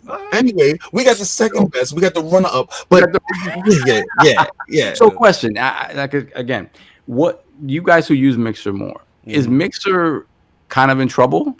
Well, this is the vibe I got. The vibe I got from them is that they're like, look, they're kind of a fledgling platform with slow growth, right?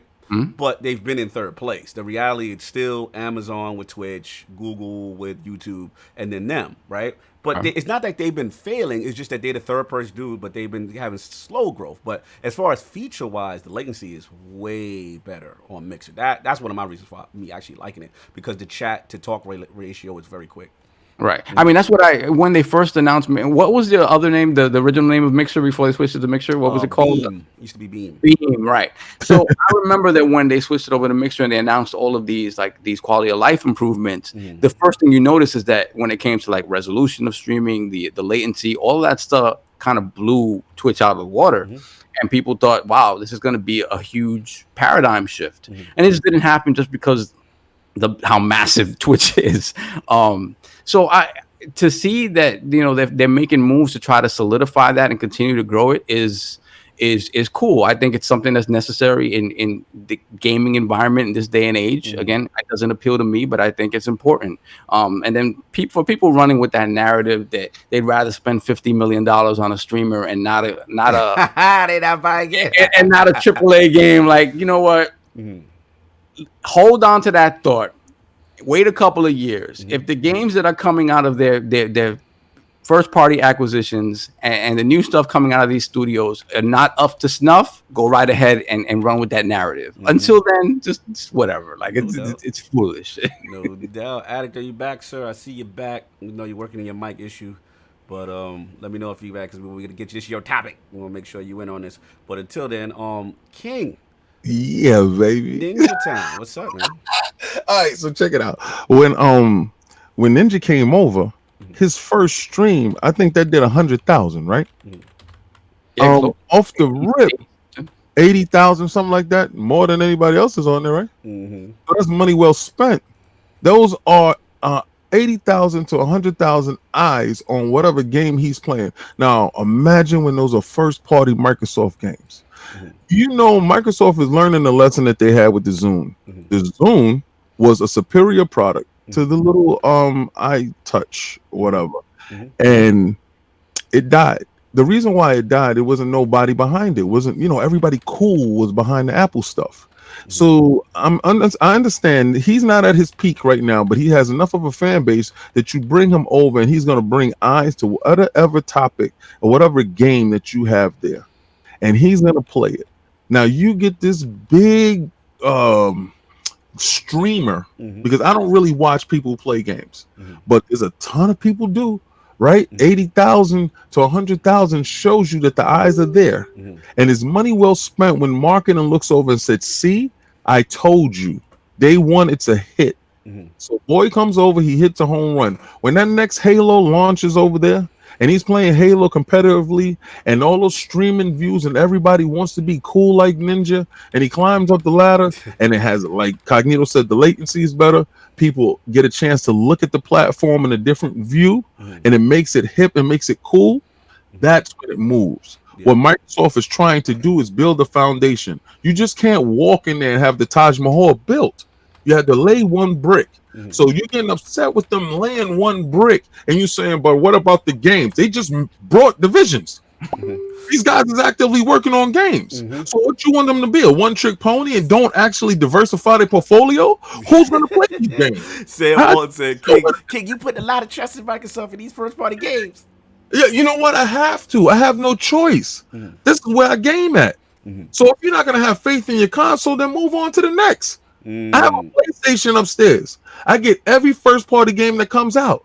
Guess what? We got dust on it. That PlayStation.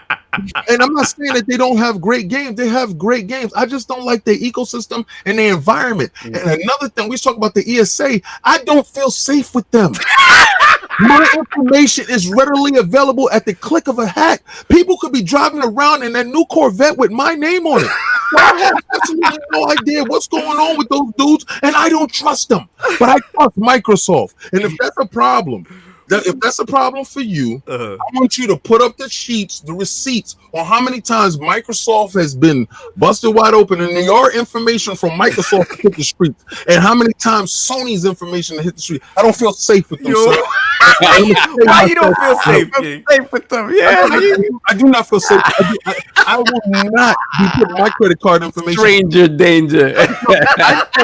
I know active PlayStation players who don't put a live credit card on their joint for a reason. Now, don't fraud me and tell me you put a live. If you want to put your back against that PlayStation, you want to back your PlayStation up, you want to back that Sony situation, put your card up. Put your card on deck, and then after somebody goes and purchases 40 or 50 PlayStation Pros and run your account to the ground, and Sony tells you, bruh, we got nothing to do with that. Microsoft will give you your money back. So then, nah, every little bit counts. So. Shame on you. Oh man. So King, I gotta ask you though. So I have no doubt he's gonna play Halo, right? Halo. He mentioned that. He mentioned that's his roots. That's Gears. He's playing Gears in September. He's gonna play Gears. But that's the thing. Do you think they're gonna? Part of the deal is for him to play games that he hasn't traditionally played. I'm gonna give you $50 million and you ain't gonna play my game. I know Halo. I know he's playing that. Everything else though, like if they be like, yo, Ninja, I need you to play. I need you to play. He Sea of gonna be Thieves. on that Sea of Thieves stream. He gonna be on that State of Decay stream. He gonna be on that Game Pass stream. What is he gonna be on? He's gonna be on everything that drops out fresh, right? Now, everything that drops out fresh is definitely on Game Pass. All right, so that's a win-win. So now, when he's streaming, you can play like Ninja right now on Game Pass. You can challenge Ninja right now in a game on Xbox in Game Pass, right? Follow us on Mixer. I don't care what anybody says. This is building blocks stepping forward. If you're telling me that you're upset at a company putting their best foot forward, they lost this generation, sir. Like they lost. So what the hell do you want them to do? Because what they was doing was not working. So now they're changing it up. You getting upset? Come on, man. You can't have it both ways. Let me jump in. This is good. This is juicy. I like this. It's funny though, because as somebody, I like I said, I get it. This is not something that I get because it's not something that I'm into. Right. But as somebody like looking at it from the outside, you say, yeah, man, you spent money on this dude. And you know, why didn't you spend money on, you know, keeping that Call of Duty exclusivity stuff? You know what I mean? Like that's stuff, like it's stuff like that that makes you work, like makes you think. Because if you really think about it, you know why? I can tell you why. I can tell you why. When Call of Duty comes out, Ninja's gonna be playing it on Mixer. And we don't need to get no exclusivity, nothing. We got Ninja to play it, and you're gonna like it. You want to play with Ninja. I gotta say it like that. Yo, man, listen, this is juicy. This is juicy, man. I mean, what is it, King? This is a Phil Dominus Maximus. No, I'm gonna tell you right now. When it comes to this situation, everybody's gonna look back at it. Y'all seeing the footprints because he's leaving it in the sand. And you're gonna understand at the end of the show when the Taj Mahal is built, and I'm gonna be standing right there next to, because I was there. I was laying when they were laying the bricks. I was telling you, I'm gonna be like, oh no, King is a fool. He's a fool. He's believing this guy. He's a fool. Don't follow his ways, brother. Let me tell you something. I'm going to tell you, I'm going to reach back. I'm going to put my hand out. I'm going to say, listen, join us. It's okay. It's okay. Ninja is going to be leading the charge because just not too long ago, y'all was on that Ninja train. And y'all can get right back on that Ninja train. When Cold Train and these dudes is doing their thing in September and Gears of War 5 is being streamed with Ninja with like 1 million views. All the words that you're gonna eat is very short. The words is coming for the dinner time. Dinner time is showing up soon. Shout out to Shrew Mushroom. He said Ninja gonna be playing Voodoo. He said Super Lucky's Tale 2. What I want y'all to do is I want y'all to put it in color so I can understand what you're saying. Yo, shout out to the stream team. For the save. For the save. Oh my God. Lord Snalydo in here talking that Mixer Talk, your favorite streaming service. Oh, yes. Yes, it's one of my favorites. Yo, Snalydo, how you feel they gave Ninja the bag and ain't give you the bag and you've been there first? Oh my God. I just cry at night looking about the bag of money that I could have had in my hands. Leader of the stream team, now that we're getting into this whole thing, obviously Mixer has made the announcement. Like, what are your thoughts on this whole process between, you know, Mixer, Ninja, and the effects? Where you at? So there I feel like there's multiple things that are gonna be coming up from this. Now, there's a lot of amazing things that are going to happen for Mixer, and there's a lot of amazing things that are going to happen for Twitch. And being someone that's been in the Twitch community and being in that streaming community for a really long time, I see that the Mixer community is definitely going to grow. It's going to get bigger, and it's going to get a little stronger because of Ninja moving over there.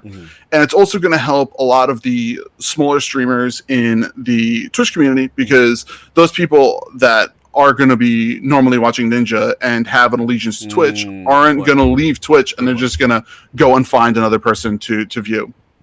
So I think it's going to be really interesting. As for what Ninja has done, I think it's for him really dicey, because I personally think that from what I've seen with Mixer is that they plateau with viewers.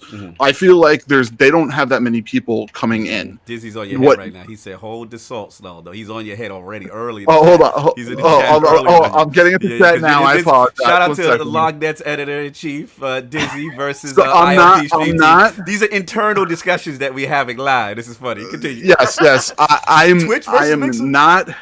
am not anti-Mixer beyond what most people think. Me personally, I think that it really has plateaued.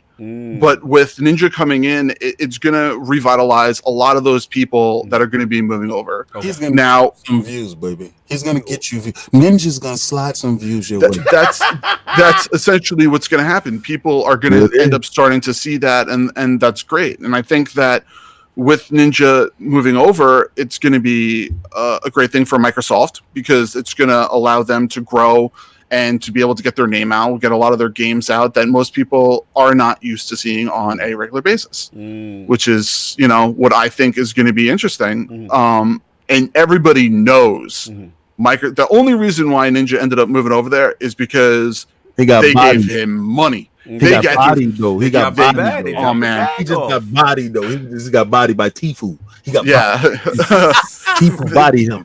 You know what's funny? I'm talking from a perspective of not knowing crap. I didn't see the body, and all they did was get into my chat. It was telling me how bad he got bodied. I was like, oh man, he got bodied and he got 50 mil. Chat mad at Petey. They said nothing is dicey about a guaranteed check, Petey. They said Ninja's basically Ninja's basically going to be the Xbox Mixer spokesman. That's not dicey. They don't like your dicey statement. No, that's the thing. What Ninja took Major Nelson's job. I gotta read that. Jonathan B. I do like when you in the chat. I really do appreciate it, but I like to see it in color. I've said it before. I think what Ninja did was smart for Ninja. That was a good decision for him, right?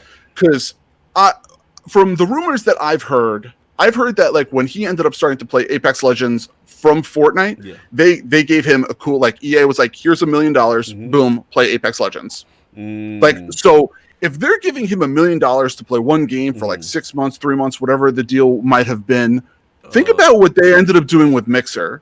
Because when he left Twitch, what people don't realize is that when you're affiliated, not even partnered, you have to sign a contract with them. Right. Like I am affiliated with Twitch. Right. I have a signed contract with them stating that I cannot stream on Twitch and Mixer. The team over here, you over here with the other side of the team. Over here trying to promote your own lane. Over here. I am. He was honest. He was full disclosure. There was no hiding. Hold on. I've never hided this whatsoever.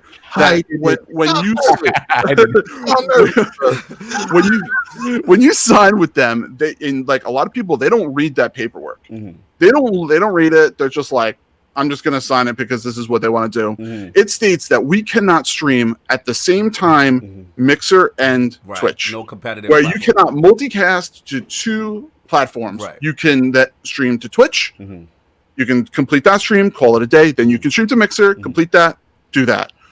You cannot, when you are affiliated with Twitch, you cannot stream to Mixer. Hold on 1 second. Hold on 1 second, Petey. $5 super chat with Brap. The only Ninja exclusive I want to see on Xbox ends with the word gated. Yes, shout out for Brap for being petty on the Ninja side. Thank you. Yes. Go and play your back only compatible. It's available to you, and you don't have to pay anything extra. And it's Xbox. So the game's already there. He can play it. Yeah, the game is there, so stop. We don't know what you're talking about, sir. Anyway, Snalydo, question, right? Does that sound like fair? Like you giving a non-compete and you're telling them they can't do it at the same time. Are they afraid that somebody might choose to stream with Mixer because they get a side-by-side comparison at the same time? They might be showed up. Do you think it's like a Switch situation? I will not say it's a Switch situation whatsoever. I think it's what I think is that Twitch thinks that once these individuals get to their statuses of partnership, that they want to keep them as partnered. Now, I think it was about 1.5 years ago, Facebook, Mixer, I don't know about YouTube, but I know Facebook and Mixer for a fact ended up finding Twitch streamers that were stagnant about 200 to 100 and change streamers, and they would end up going to them and go, hey, we're going to give you a contract to come over and join Mixer. We're going to give you partnership and blah, blah, blah. They ended up walking over to them, and people would end up going, all right, I'm doing it. And they would get, because those streamers are going to want to look like they can live for the rest of their lives. They want to be able to work for the rest of their lives streaming. And when you get to that stagnant point, it is really, really hard. And when you hit that partnership, they see those content creators and they go, oh, we're going to keep them here. We're going to sign those clauses. And for some people, that's fine. That's fantastic. That's what they want to do. That's cool. But for other people, they want more. And where Ninja was, where he was, he pretty much was just like, I'm the shit. I don't give a crap. Language, I'm sorry. Like, I don't care. Like, sorry for a second. My man just went in here and got in them colors.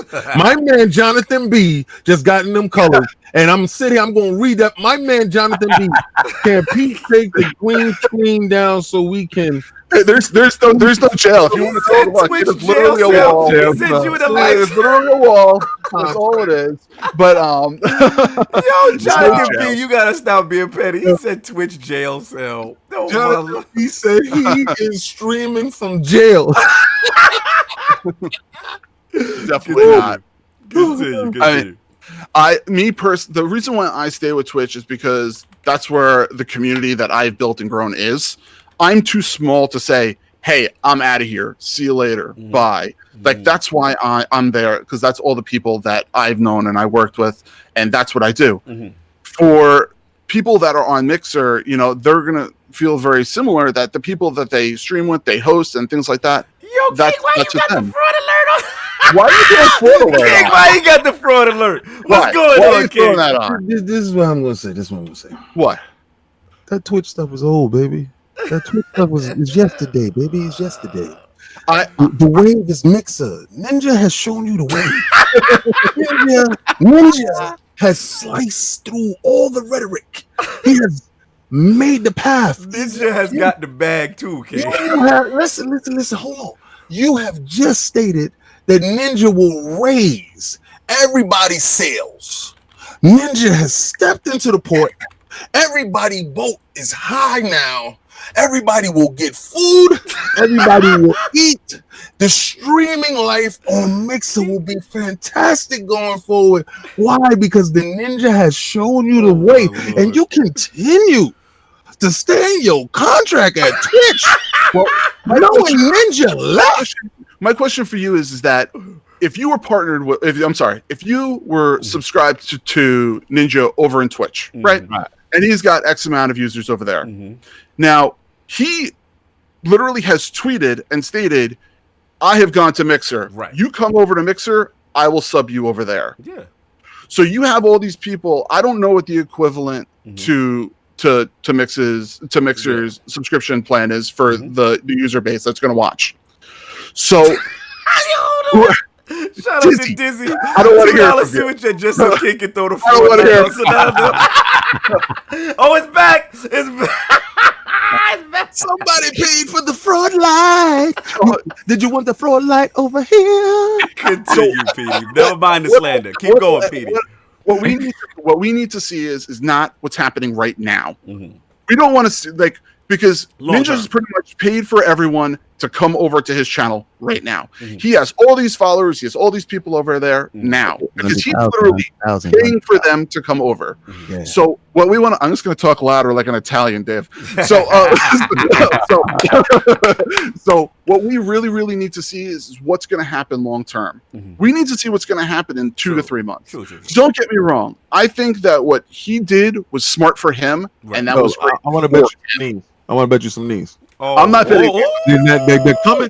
Listen, that come September when that Gears drop and Ninja's playing Gears, that will be the highest viewed game shown on Mixer that day. Ninja boots it up and it gets to popping. Listen, I'm not gonna first put knees or bets on with you because that's what's gonna happen no matter what. You're gonna have Ninja, whatever he plays is going to be top over there because he produces like a lot of great content and a lot of people come over to him. How are people going to compete when you're sitting there streaming and you have Drake playing with you in your channel? If you have football players playing in your channel, there's no way that you can compete with that. I'm sorry, but I think that whatever he's going to do is going to be on the top. Do you think they may employ strategies with him similar to that, or encourage him to do that, as well as Microsoft's first party lineup? You know, is it more of a marketing play as opposed to just a traditional you're just coming over to Mixer thing? You know what I'm saying? No.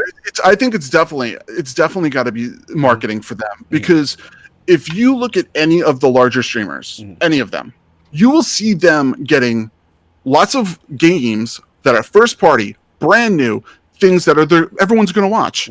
I've seen streamers that, you know, when they end up are the top of the top. I'm talking like Tim the Tatman, Co Carnage. I'm talking all those guys. When they get games, their streams, which are usually like, you know, 2,000-3,000 a day, going up to 15-20K a day. So that's just because of the games, and they know that's what's going to happen. And I know that this has been a long running discussion with Dave that people from Twitch should be getting money to market their games, because you're pretty much getting their games for free. Right.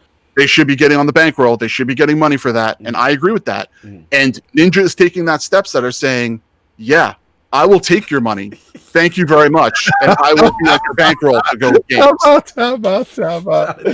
Jonathan B is out here on fire. He ordered something. Did that man say Drake?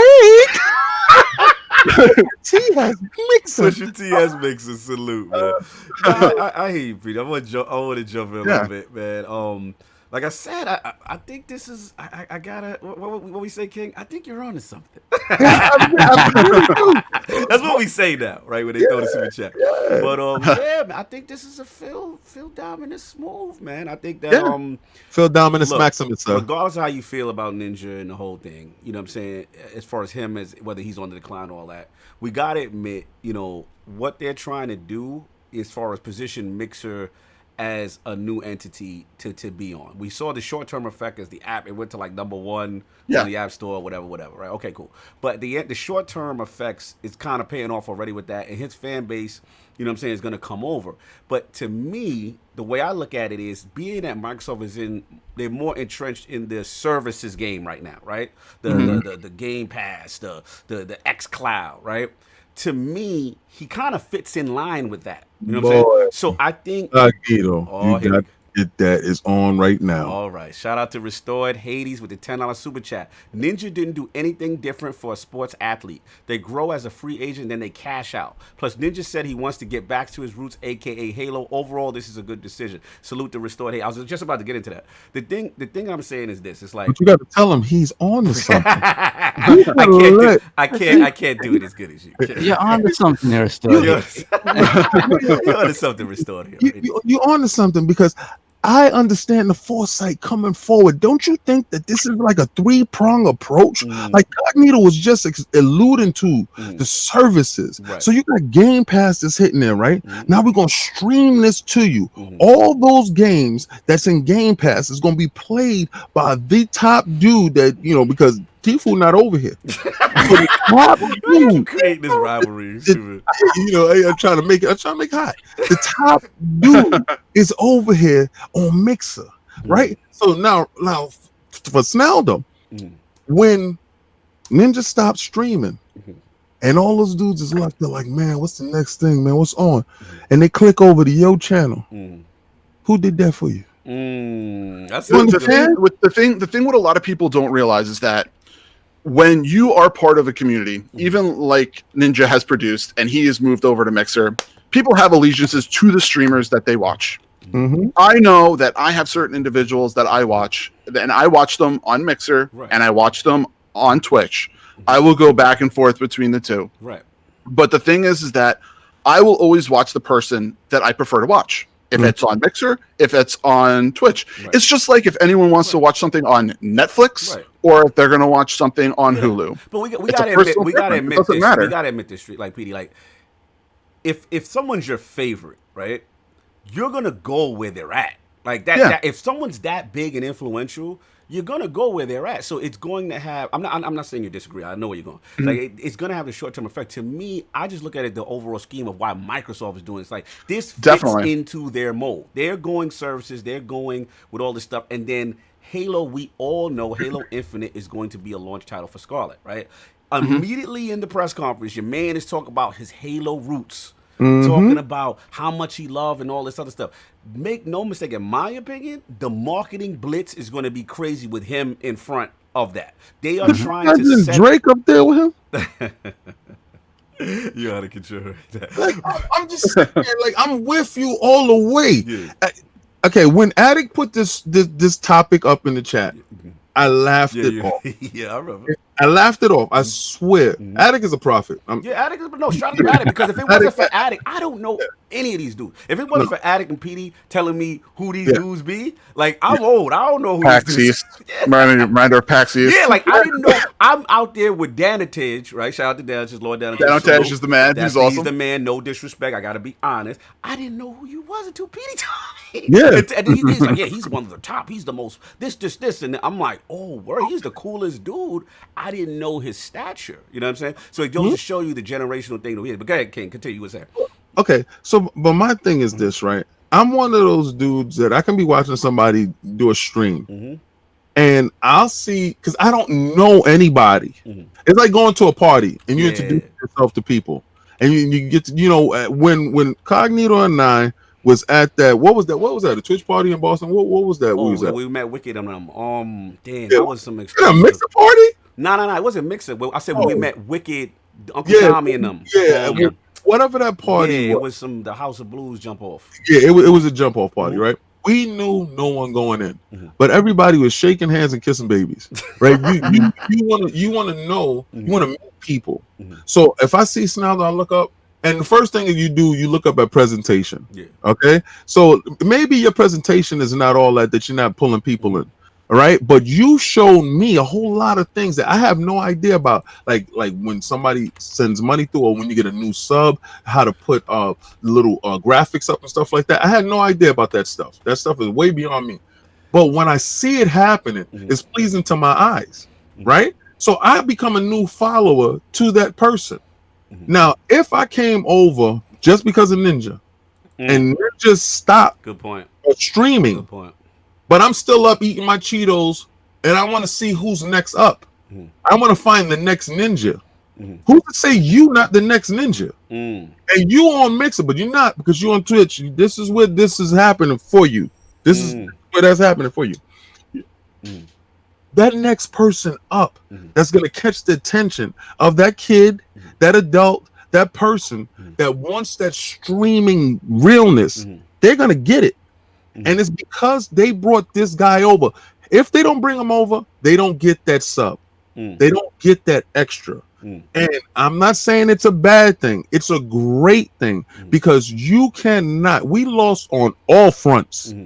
You understand? So when you're trying to get back, and when you're trying to get confidence of the people, you got to get confidence all the way through. You just can't get confidence just because you brought a studio and you put out a game. Right. No, let's be real. I mean, like I said, at the end of the day, it's a generational thing. Me, Soft King, we're not used to it, right? But, you know, this generation, they follow their top streamers. They go to where these guys are going. And if, like case in point, Sea of Thieves was kind of dead for a bit, right? And then I forgot who it was, popular streamer, they start streaming it consistently. And then all of a sudden, it kind of like shoots through the roof. So that's like the new marketing now, right? The new marketing is the favorite streamer playing the game, and then people kind of going off. So I think ultimately this is a Halo Infinite push. This is a Scarlet launch push.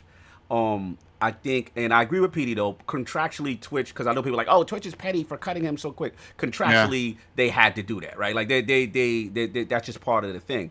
But I think they're setting up a play. I think they're setting up a play. This is a next generational play, and it's going to be interesting to see, you know, if their strategy, you know, pulls off for them, because I didn't expect this. I'll be honest, I didn't. And the other question I got for y'all is, do you think as a result, more of the bigger guys say, hey, if, you know, Ninja's got the bag over there, 50 mil, make a brother eyeball shake. We're already seeing that effect. It's all about the money. For streamers, I mean, and Addict will agree with me. If you're gonna pay me enough, I'll do whatever the hell you want me to do. If you if Microsoft called me right now and said, "Hey Pete, I want you to stream every day on Mixer," I'll be like, "Just cut me a check. We tear I up the will partnership I will agreement. take the link to my shirt." and I Yo, will send Dizzy, it to you heard Mixer. Dizzy I in the don't chat. care. Stream Like- team said, our stream team lead said, if they drop the bag off, he coming over. You heard that, Dizzy? I would Wise words. I like listen. I mean, as Addict and others would say, like That is the motto of the Iron Bank. That's how you do it. being a streamer right now, it is difficult. To Twitch. Nothing What? holding you to Twitch. Nothing. Just a bag slid your way. And get you to sign your allegiance over very quickly. But you got to remember, you got to think about this in the way of a streamer is that their community means everything. Yeah. If I end up cutting my ties with Twitch and going over to Mixer, all of the friends and people that I've met on Twitch, they're not going to want to host me. They're not going to want to come to my channel anymore. They're gonna. Aldo, I'm gonna give That's you. what I'm saying. I'm gonna give you a New York saying. I'm gonna give you a New York saying. Scared money don't make no money.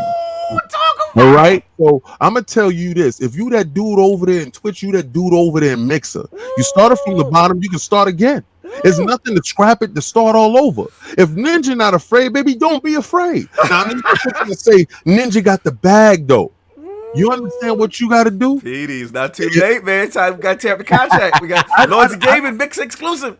I don't want you to miss the lane, baby. This your lane now. Don't let Ninja come in here and bogart your spot. So let's get Phil Spencer on the phone, and we'll start cutting some So deals. only if the bag involved will you leave. Only if the bag is there.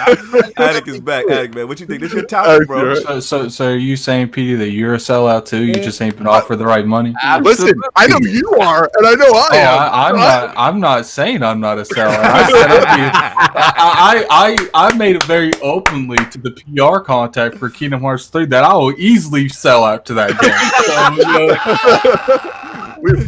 We both have agreed on that, Addict, a long time ago. Yo, Look, I've been doing this YouTube stuff too long. Hit me up, man. Like I have also. Addict, let's get your mic's good right now. What this is your topic, man. So like, what did you think, man? What's the effect here? The Ninja effect. What's going on? Like people like sit here trying to act like this dude went from like the #1 spot on Twitch to like having like not even 1,000 followers. Like, look, is he as big as he used to be because Fortnite's kind of on the decline? Mm-hmm. Sure, he's not as big, but we're not going to sit here and act like he's not the top 5 content creators on Twitch. And Microsoft reached their hand in the bag and said, "That's mine." Like, could you say that he had the most recognizable name out of that top 5? I think he does. I think Ninja is the most recognizable streamer in the world right now. So you think that he was the only spent, right? Oh, shout out to us breaking 100. Yeah, we broke 100 a minute ago. I want Listen to give a up. shout So out to everybody that's watching. Like, follow, and probably subscribe, haven't even- and please hit those like buttons. It helps out and it goes a long way. Please hit the like, y'all. Shout out to the 100. That's what's up. Yes, thank you. Like a lot of people don't realize is that he is the only gaming individual that has ever been put on the cover of ESPN. So that is a big deal for the gaming community, and he is definitely known for that, let alone half of his streaming stuff. But this, I think this is a great deal for Microsoft because they're going to be able to get a lot of their games out, and a lot of things are going to be seen. And you know what I think this was really devised for? Like, people could sit there. I did see people on Twitter that's like, "Oh, he's not going to play this. He's not going to play that." I guarantee you, he's going to make some kind of open public announcement that he's playing games on the next Xbox. Like this, there's more to this than just streaming. Yep. Like, you don't give someone that much money without more than one motive. Yo, could you imagine? He playing xCloud on Yup. the go. Literally, you read my mind, Mixer. bro. Do you know where this is going?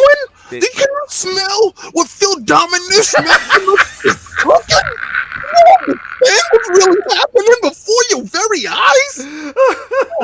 Yo, you just cut the promo crazy.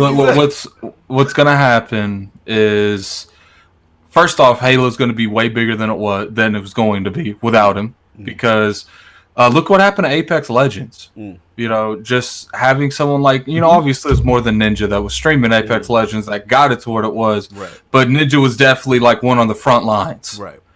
It's like, you know, and then you have the domino effect. Ninja leaving means more people are going to leave with them. Don't get it twisted. There's fanboys for streamers too. You're going to have people naturally go over to Mixer just because he's there.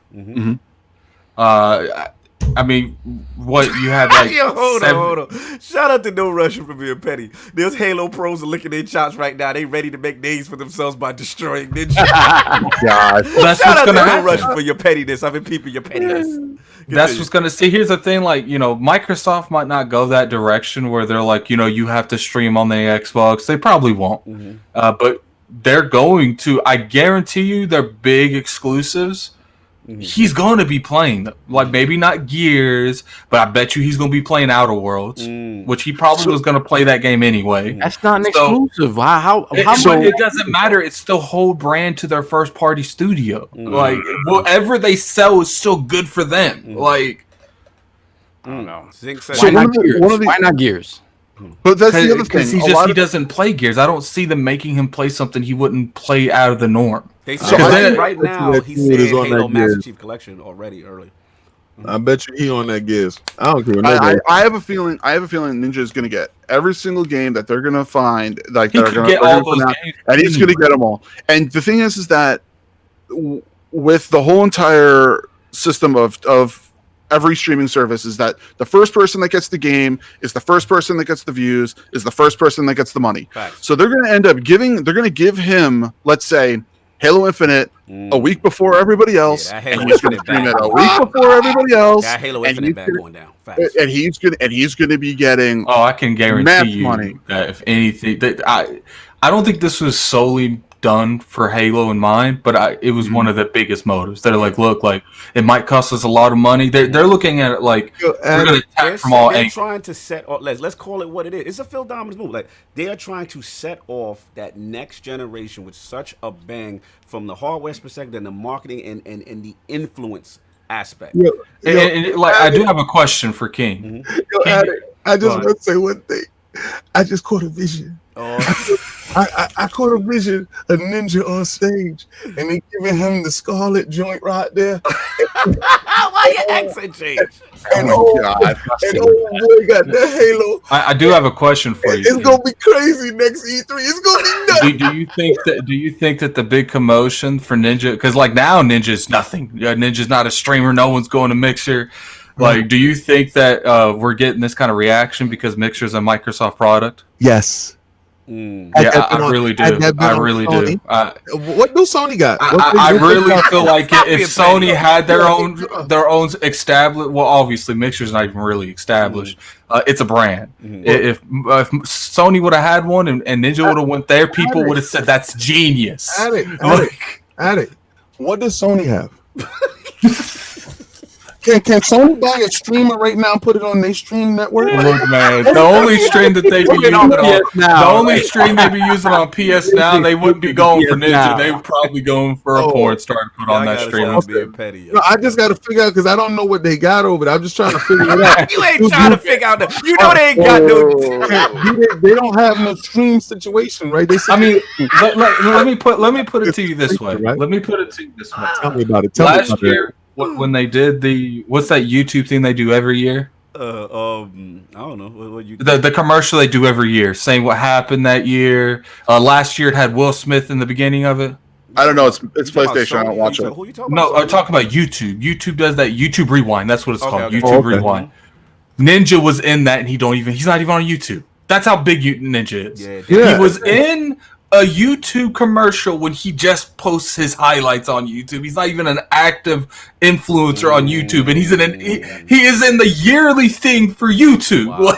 Wow. And I saw TMZ, major PewDiePie isn't even in that. Yeah, I've seen major news outlets talking about it. It's interesting. You man. know, I think Microsoft should just go buy the bag and buy everybody. I think they should go over there and take all of you Sony guys, favorite streamers and rank them and put them where you don't want to watch and make you buy Xbox. That sounds Epic Game Store, sir. Yes, But should we feel a certain way that there's exclusive streamers but not exclusive games? I do, right? Yeah. You know what?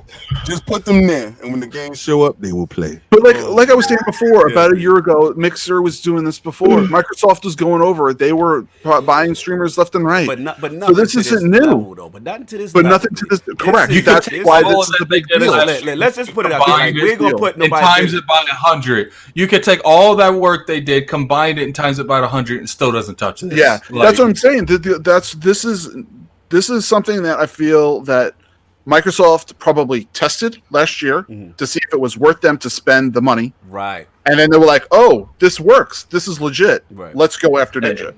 And so you know what's funny? Ended up happening. I'm sitting here thinking, do you think this is the last effort on Mixer? If the Ninja thing fails, I think Mixer might be a wrap.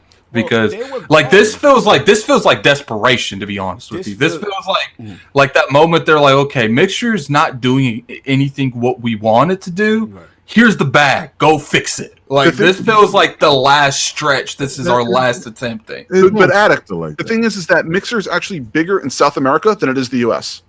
So there are other countries that Mixer is actually bigger on because the bandwidth usage on Twitch is actually higher than Mixer. So the reason why it's larger in other locations than here. So it is Dizzy with the informational.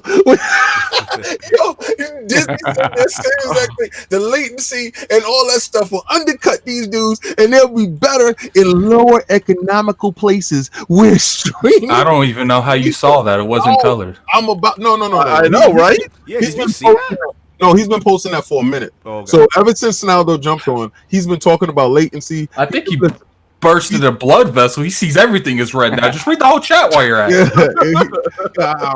I'm down with Dizzy on that. I like that. Thank you, Dizzy. Continue, Petey. We gotta move on, but Petey, finish up. No. I'm just saying that, I think that what the whole entire thing that Microsoft did with grabbing Ninja was very, very smart for them. And I think in the end, it is going to make it vastly more profitable for Microsoft in the long run. It's just going to be very interesting to see how it is going to progress and to see, because how many new games are coming out from Microsoft within the next, couple of months between now and the end of the year? Gears 5 and maybe one or two others. I don't know. Blair Witch, that's one. Yeah. So it'll be interesting to see between now and the end of the year to see how many of those. I can see him playing Blair Witch. I can see Ninja playing Blair Witch. Because I feel like that's going to be a streaming game. Blair Witch. But when we get codes that we have to review and things we have to do, sometimes once you're as big as Ninja, you don't get codes you have to review. You get codes they begging you to review. Right. You don't have to review anything when you're that big. I'm dead. All DJ Almighty. Please put that in color. Stop it. Do not encourage that. Anyway, moving along. So that's the Ninja thing. We got two more and we got to get out of here. Lord Sovereign. Oh, we're skipping? Okay. No. I mean, we could do that, or we could do whatever. Whatever. I figure we got Petey here, so let's just get the song. You know what I'm saying? To your joint. You know what I'm saying? Because we are PAX people, so to speak. So we're accepted by PAX. Now, keep in mind, the thoughts here reflected are of Saab. I'm just joking. No, we ride with Saab. Saab. This is PAX West. We go to PAX East. Even though they're the same entity, but it's cool. We gonna act like they different. Continue. Just go along with it, Saab. Go. Yeah. So 2 weeks ago now, Colin Moriarty had confirmed to his to the viewers and listeners of his PlayStation podcast, Sacred Symbols, that he was finally making a return to basically like a public forum. He hadn't been to E3 in quite some time since he went on his own. He hadn't been to any of these events, and he finally decided to submit for a panel at PAX West for his PlayStation podcast, Sacred Symbols. He got accepted, and so he immediately told his fan base that, hey, we're going to be there. We're going to have a Q&A session, just talk to you guys or whatnot. So, go out. If you want to come see us, we're going to be there. We'll do a meet. We're not going to do a meet and greet or whatnot, but we'll gladly answer questions, take photos, whatever. It's going to be a cool time, and it's going to be my first return to like a public forum. So a little while after that, PAX contacts him indicating that they canceled his panel. Out of the blue. So just a little bit of background on Colin Moriarty. I know we've all heard it before, but Colin was he initially was part of IGN. He was part of Podcast Beyond, which is pretty much the biggest PlayStation podcast for quite some time. He was one of the co-founders of Kind of Funny. And when they broke off, their PlayStation podcast became huge with him and Greg Miller. And then he broke off from Kind of Funny in a controversial way. I know we addressed it here on the show as well as what happened with that. And since then, Colin has felt, and I think I've seen it myself as well, that he's been sort of blacklisted in regards. This is definitely confirmation of that. He's been sort of blacklisted when it comes to media ties. And you know what's even worse about this, Solomon? Like when he got invited to that, I bet you it was like, oh man, I might not be blacklisted. Yeah, this is amazing. And then 2 weeks later, never mind. Oh, and he said it in a tweet. He said it was stupid of me to think that old stuff wasn't going to get in the way. Like I felt bad because like he's realizing, he saw that glimmer of hope. Like, maybe people are putting water under the bridge. I'm back in, guys. Yeah, and not that he's the type of person who ever really cared. I'll see you guys at the after party next year. Why are you laughing? So anyway, let me get champagne ready. Oh my God! And then, somebody said, "Yo, who let that door in?" Yo, you found. Just imagine someone looked at that list and was like, "Yo, does that say Colin Moore?" No, man. Someone called him. Y'all I foul. thought that said Colleen.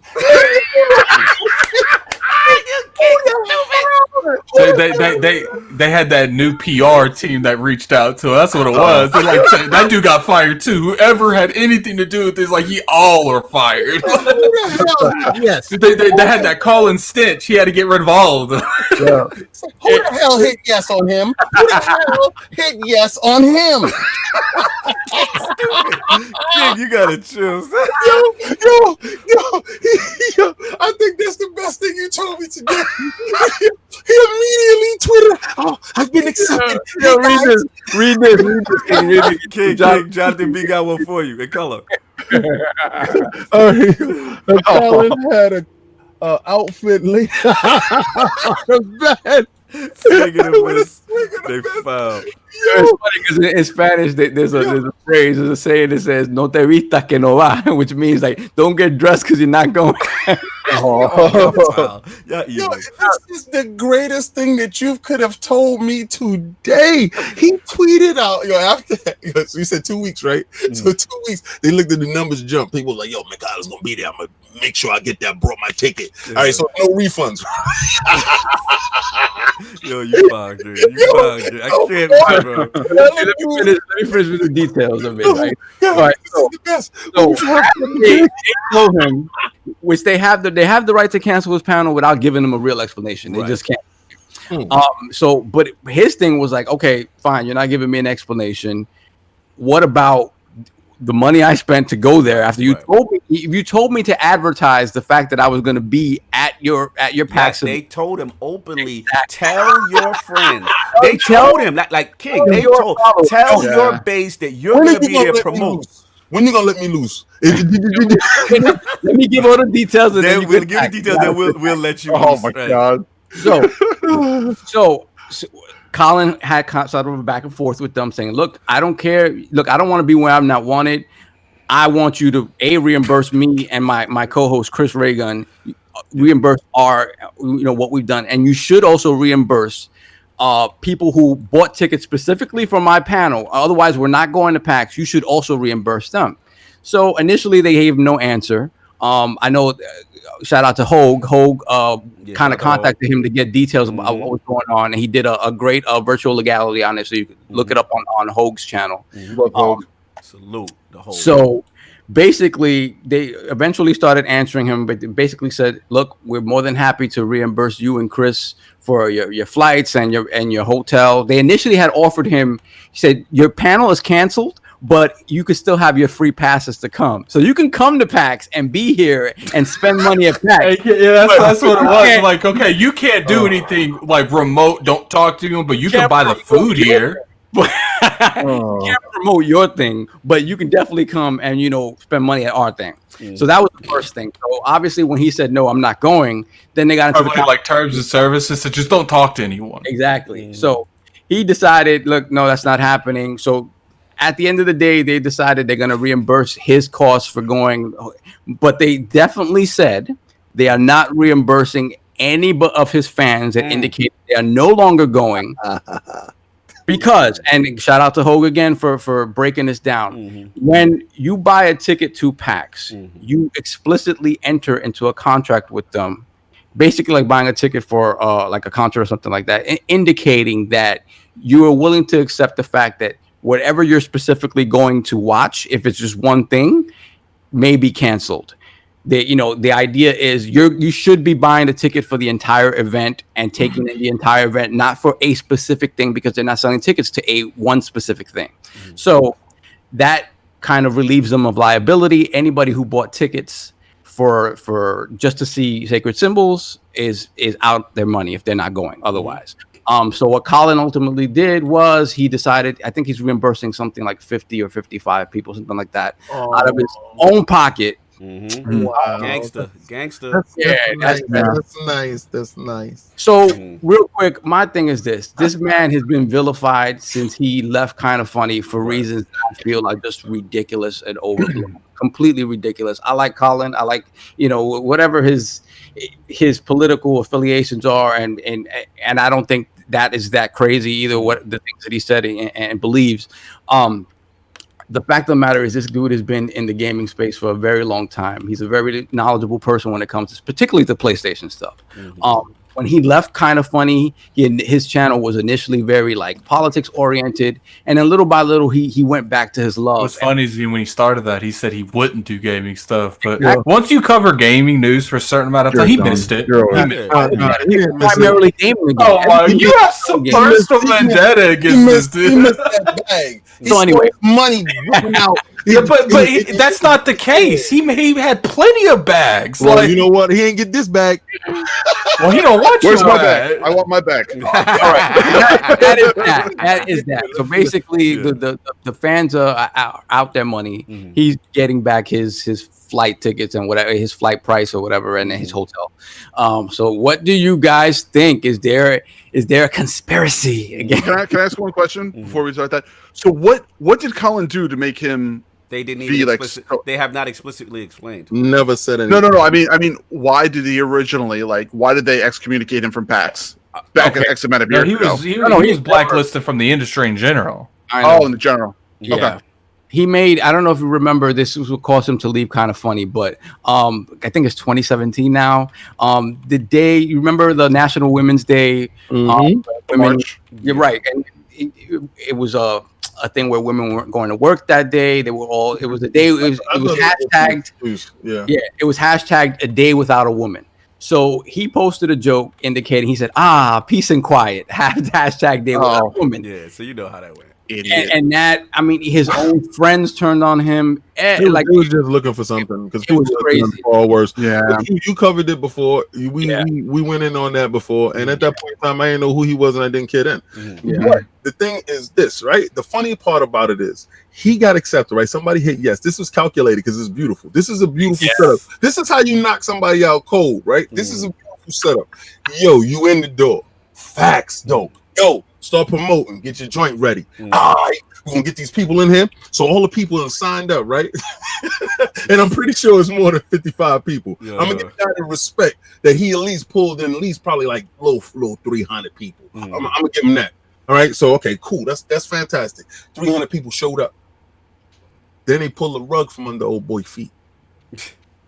And no, you know what it is? It's a laughable, funny moment because it's funny. Because you thought you was in. You thought you done got past security. Imagine you getting past security and you're like, yeah, son, I'm in the party. Yo, get it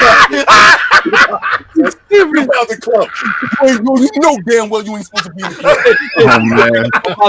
They gave him by the collar. They grabbed Why they grab him, King? How they grab him? How they grab him?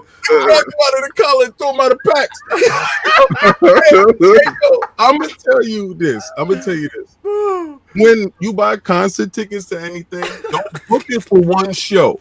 All right, because if you're booking it for that one person, they can get sick, they can cancel, anything can happen. Yeah. So that's on you that purchased that ticket. You thought Colin was gonna be clean. Oh, Colin made it. He's back at it again. You got duped just like Colin. The difference between Colin is this: when they told him to promote, that's when they became liable for his ticket and all that other stuff. Yeah, they told him promote Right? your people, tell your people that you're gonna be there, that your audience, because they want his audience to be there.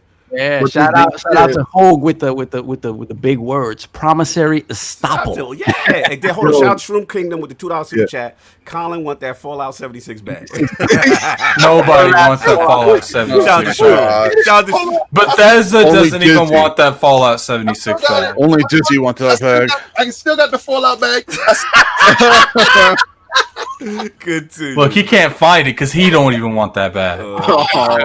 Continue, King. Are you through as far as your assessment? You bought. Hold up. You bought a Fallout 76 bag. No, stop playing. Why do you have a thing? Why is it in a bag? He's saying that's the That's quality the bag that you got. they give you a think geek bag. That's the bag that you got. That they wrapped your helmet in. That's the bag that I got. That's the helmet bag. Continue, King. You know, listen, I know it's funny. Initially, when you said it, it was hilarious. It's absolutely hilarious. You got hung out there, and you know you was not supposed to be in that club. You know you was not supposed to get in there. And the fact that you thought you made it past security, and security looked at the sheet again and said, "Who that do? Get him and get his man up out of here." Son. It's funny. I know certain people here really like you. They really like your stuff. I don't know your stuff, but last time when Sovereign said something, I looked at it. I felt that he was unjustly vilified when he made that comment and he had to leave the show. I felt that was real. Yeah. This is actually hilarious. Oh my God. It's totally different. This is hilarious. Addict. You want to jump in on this, sir? Yeah, after I say this, I have to get going. But yeah, how it goes is, I feel like PAX, there needs to be some kind of backlash on their end. Like, you can't. First off, like, if you're not willing to make it right and offer refunds to the people, there's a difference between someone getting sick and someone being took out of the show when they were invited 2 weeks. They asked him to to promote himself going to the show, and then when he gets there and he's about to go into this long thing, and he's got a lot of followers, so that's they probably started refunding it and then realized it was too many, and then they cut it off. I mean, It was like, look, Because they don't have by law, they don't have to refund anybody. I mean, Microsoft don't have to refund. No, is it the right thing to do? Too. Is it the right thing to do? Sure. They're not gonna do it. But the thing is, it's like I feel like same way would we be gotta right. shout out Undead 3XVI live from the ER hospital. No doubt. He's on the hospital Wi-Fi.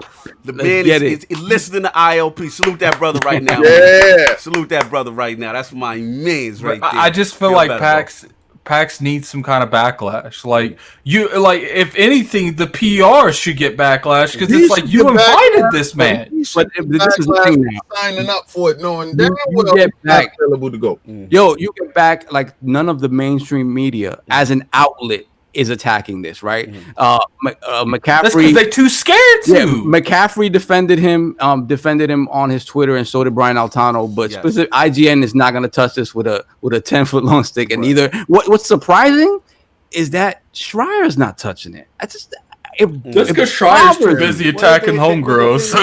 Let's call it what it is. So I mean, look, do I agree with everything Colin says? No, but at the end of the day, To be honest, I've said some really negative stuff about Cole. yeah, a lot of people have. You know what I'm saying? But the thing is, well, you know what I don't like? I don't like when, like, we got this culture, like, if a dude, you don't rock with his political view or his whatever, then everything else afterwards that happened or whatever. You know what I'm saying? Like, I'm not with that. Like, at the end of the day, it's like, look, man, they owe him an explanation as to why 2 weeks out before the event, they gave him an acceptance letter saying, yo, promote it to your audience. Tell people PlayStation, your show, Sacred Symbols is going to be there.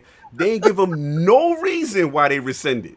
They ain't not refunding no money. You know what I'm saying? And then, you know what I'm saying? Like the travel. And he had a fight. He had a fight for his. So Yo, it's like, Yeah, they were trying to just slide him those passes, and that's it. yeah. Yo, Cog, who What's up? snitched on him? Who snitched? Snitch? Who let him in? I don't even think it was a No, it wasn't a snitch thing. snitch. It just I think when the higher ups realized what was going on, they shut it down. Like what it is, I think this is some kind of biased stuff. Someone of the upper ends of PAX don't like him. But here's the thing. They though. saw him on that Listen, list. But here's the thing. It's all. Just say why you don't want him there. Just say. Just be like, yo. Because they have no reason. It's just because it's a personal vendetta. No, I exactly. guarantee you. And then shout out. I mean, Hogue specifically said it. Hogue said they have their event. It's a private event. They could tell you.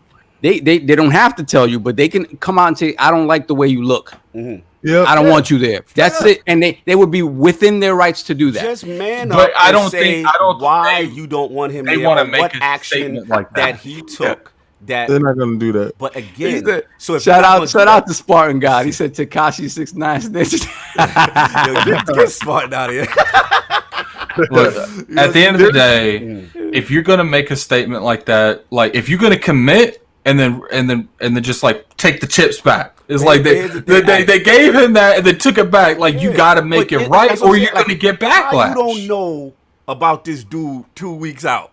Like how you don't know if you really didn't want him there? How you don't know 2 weeks out? Sound like a setup. Would they?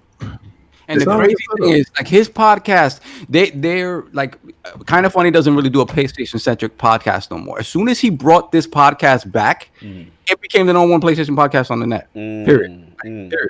So you're telling the number one PlayStation podcast that they cannot go to a PAX event. Yeah, That's crazy. that's crazy. I mean, I don't know, man. They can go. Now look, at the end of the day, They can go, but they gotta be in this shit. Yeah, They gotta yeah, walk yeah. around. You can buy a ticket just like everybody else.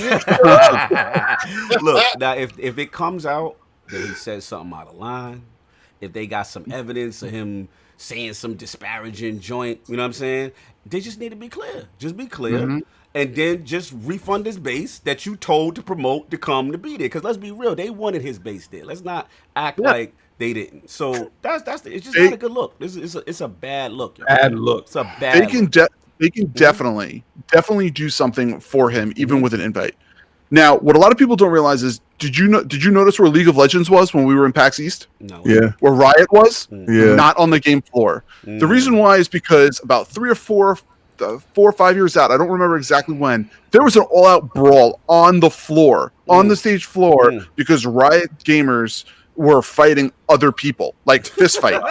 So they ended up having to take them out of the floor and put them somewhere else. At the end Now- of the day, It's called Riot for a reason. Right. Exactly. at the end of the day, It gets busy. Some the people- reason Some the people reason have I argued. Let me finish this one point, Attic. Some people have argued that they did it because it's the moment he was announced as being at PAX and having this panel, that there were threats against his safety, either directed at him. So that's an argument people have had. But my thing is that's not an argument, because I guarantee you that Jason Schreier has those same threats and he gets invited to stuff. That's the thing, right? It's BS because one, you still, if you were worried for his safety, then why still offer him the passes to come, right? I don't want you in a panel because you're not a moving target there. But if you're walking around the show floor, you're harder to kill. So go right ahead. We don't want a sniper across the street getting you, man. Oh, man. We want to make their job harder. We don't want to make it easy. They don't want to give him a platform to push his rhetoric. And So why what- invite him to begin PlayStation with? rhetoric is PlayStation. PlayStation rhetoric. you know what? It I'm really starting to think you just don't like him because he reps that PlayStation brand. No, I don't. Listen, Nah, Kim don't do I can actually honestly care less about this. He didn't get into PAX, so what? I mean, you'll buy a ticket. You want to stand up there? You want to do your platform? Make your platform. You do your platform. Now, on the other side of that coin, doesn't make him. On the other side of that coin, couple months back, and that may be shorter than that, when Greg Miller announced that he had gotten banned from next year's E3. Oh, remember that? Remember the uproar? The uproar. That was a misunderstanding, though. I was uproaring about it. No, not you. Exactly. Not you. No, we talking about you. We just talking about general. Like, I'm just saying.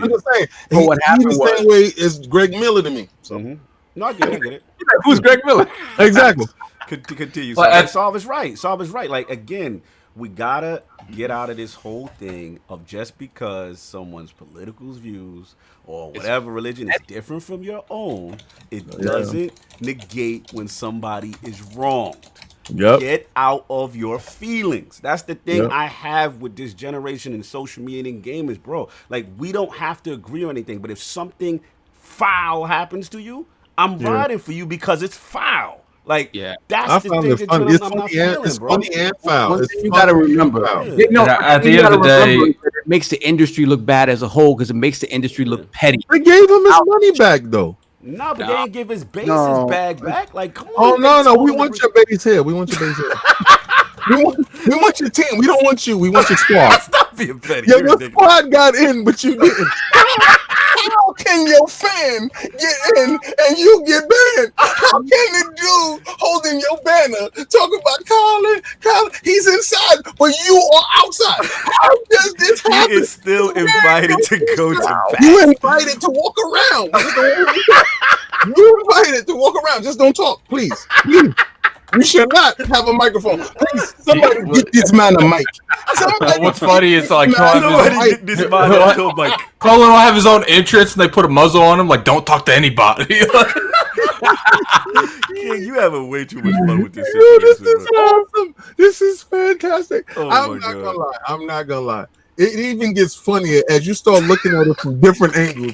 How your boy got in? He go, "Yo, you gonna be there? Yo, I'm picking up my ticket right now. I'm in. Yo, I'm gonna be front row. I'm gonna get the that early. Yo, I got canceled. They kicked me out. Word. I'll see you afterwards. Oh man. Oh my Solve. God. Did they ever do a public announcement? Did PAX go, "Hey, we did this. We're sorry"? No, or they just throw that no shit way. under the No again. way. Sorry, They've had they threw it under the rug. They've had All right, direct I contact gotta- with him. Later, I gotta later, interrupt bro. you for a second. Later, I gotta later. take. I gotta take off. Gotta go to work. It's Thanks, bro. like I said, the Colin Moriarty thing. They're in the wrong, but I'll see you guys next week. I'm out. All right, bro. Later, got it. Thanks for riding, bro. Get that Get the bag. bag, bro. Get the bag. Continue, man. But yeah, I mean that's pretty much it. It's just Off. it's just that to me it makes the whole industry look bad, man. When people you need to be seen in a light where you handle things professionally, and this industry So sometimes is petty, man. It's There's is this easy to say that this is your guy? no, not at No, all. no, what's This great, that's what's applies funny. to everybody. No one really here rock with dude like that. You know what I'm saying? good. Like, don't get it twisted. Every time I hear it, Nah, it's gonna- like, No, I think I has been wronged. he's vilified for BS, I think. And honestly, when he was with Greg Miller, right, I felt that he was the perfect counter to Greg Miller. If you listen to Greg Miller talks a mile a minute and it's just going nuts, right? And maybe you like that, maybe you don't. Colin is a very sort of intelligent, like he's a quieter dude, you know what I mean? Like he's just different. He's just different. I thought that was a perfect mixture for that, and that's what made Podcast Beyond so big. So when all this stuff happened, my thing is just like, dude, everybody deserves the same treatment, the same respect. It's just professionalism. And beyond just how he's being treated, it makes the whole industry look bad and petty. It's very childish. Well, The you fact got to that be this careful happened- who the people you cross, because these people got abilities to reach back and pull you back off the line. Right, obviously, Oh, right, obviously. Man, you thought you was in, but you're not, my friend. You need to fix your relationships. Fix your relationships. That's all. The interesting thing that I find about PAX is that PAX was originally not a gaming thing. It was a board game. It was for tabletops. It was for all of those things, to the point where the gaming industry invaded it and took it over. And now PAX has to almost figure that out. Hence, why they have to have Unplugged now in Philly. because they have to have it now. Even funnier is the fact that PAX itself has had issues in the past with some of its founders having said some statements, some racially charged statements, and they didn't get banned. They didn't get banned from their own event, but it's when you all of a sudden you take a stance on the soapbox and you're living in a glass house. I feel you.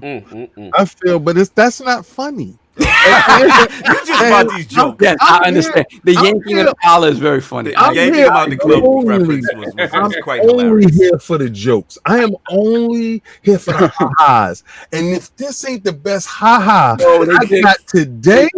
They did a Fresh Prince of Bel-Air where they took... Oh, they did the Jazzy Woo! He thought he was in the club and they yanked his collar. I don't care what nobody say. If you don't get a laugh off of that, off of the comedy level of it, he's not harmed in any way.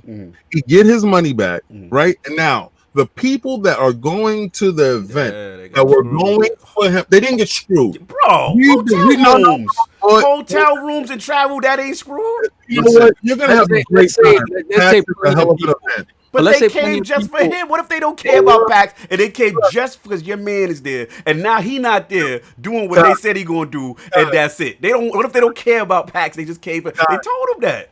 This PAX that's coming up that we're going to next year? No, PAX West. That's about to happen. That's a couple of weeks. I wish it was PAX East so I could see all the little mopey faces that he's not gonna be there, and I'm gonna wear a free Colin shirt. Oh God! Colin in. I'm gonna wear. We gotta shut your mic off. We gotta shut his mic off, yo. Let Colin in. Anyway, thanks to King's insensitivity, we are going to move on.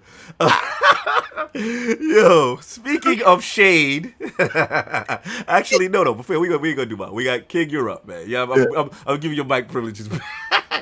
What is going on, man? Shadowkeep, man. What's going on, man?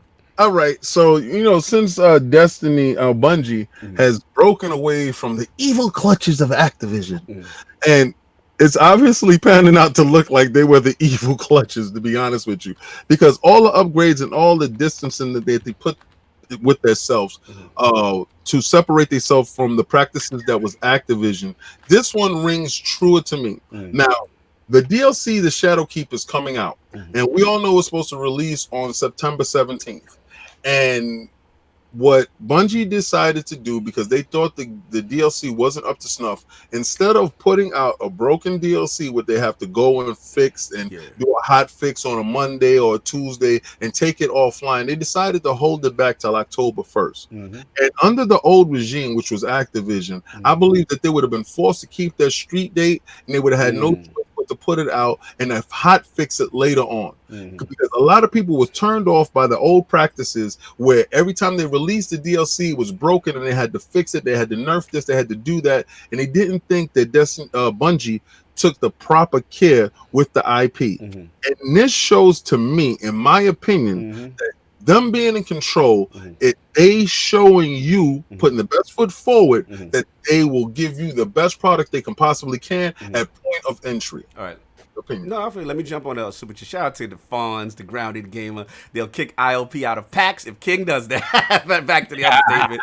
So salute the Fawns for riding on that. You know what I'm saying? Let me jump in real quick because obviously we don't have our Destiny crew addicts left, and I saw our fields. We got the division man here. You know what I'm saying? So let me jump in. I don't want to hit too much slander before I get. They don't slander. I gotta get mine off right quick. You'll appreciate my comments. I don't know where y'all two gonna You'll go. appreciate so I my gotta comments. get this off quick. But you know what, King? You might be onto something.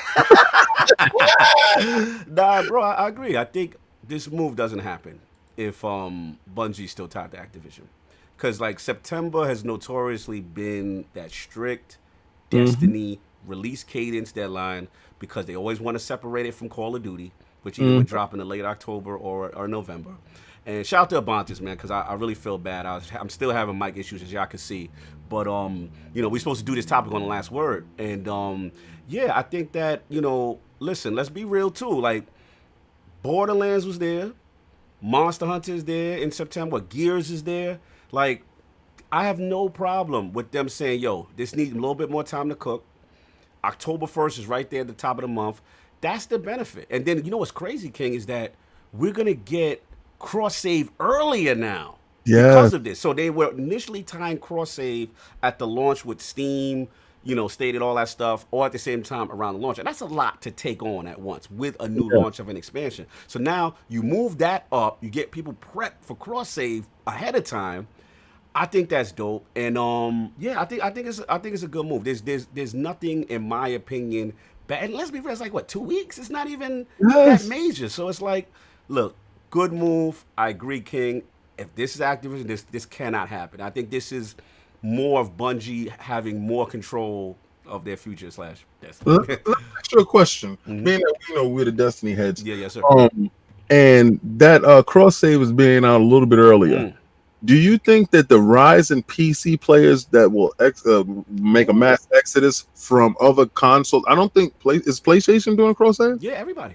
Stadia, everybody's doing cross save. Correct. So the mass exodus, do they go to the higher platform with 60 frames per second, 4K, or I'm hearing people say specifically people would say like, yo, the only reason why I would never go to PC is because I'm not losing my character. I'm not losing all that progress. I'm not losing all those exotics. I'm not losing all that. Now they're saying you bringing your character every day to whatever platform you want to play, instant win. To me, that was the biggest. I didn't even care what the expansion could be. One map. Like, I didn't care what the expansion was. That is all, as a Destiny fan, I wanted. You know what I'm saying? Because that's the thing. No one wants that. Destiny is so grindy.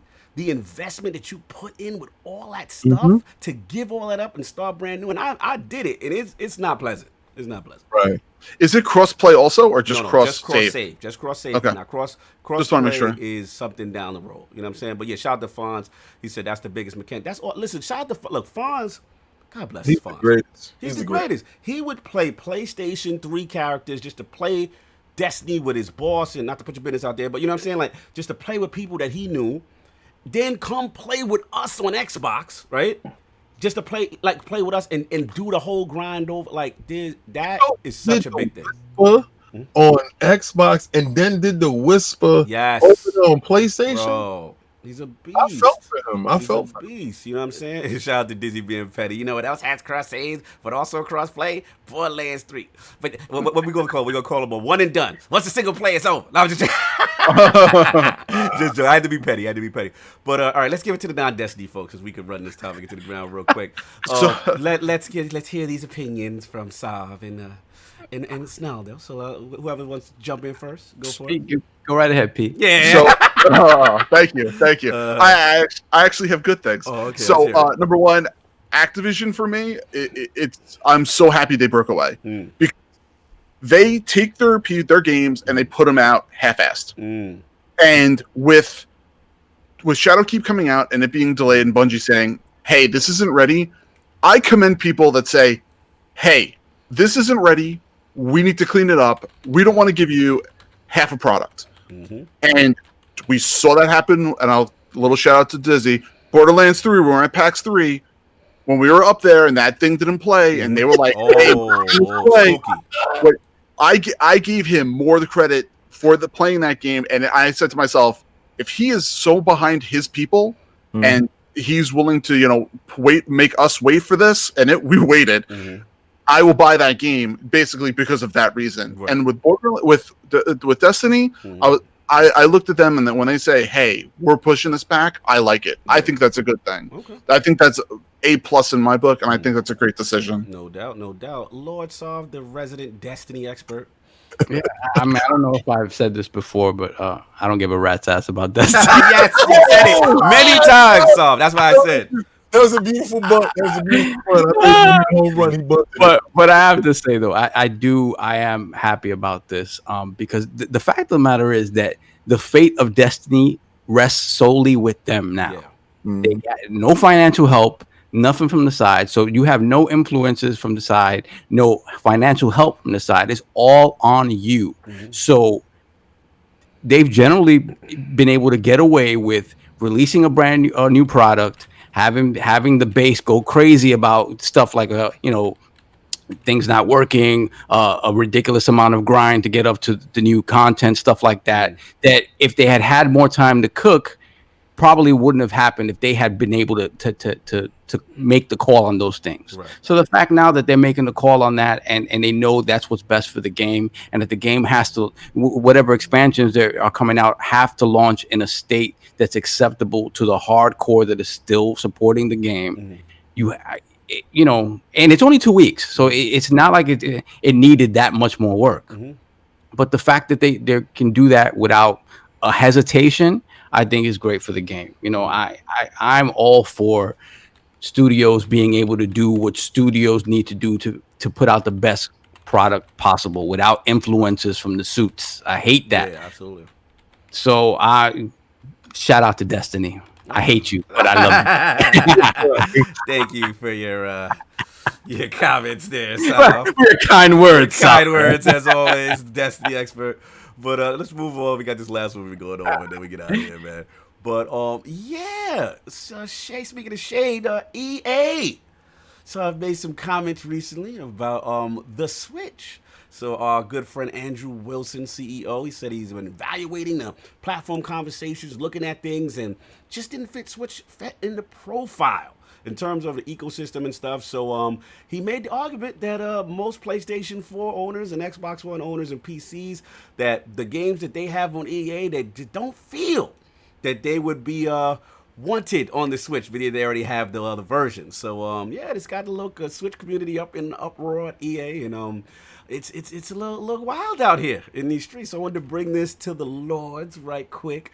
EA shading the Switch, and let's get PD first. I'm curious on PD's view on Andrew Wilson's statement that he just feels that their base might not want Switch ports.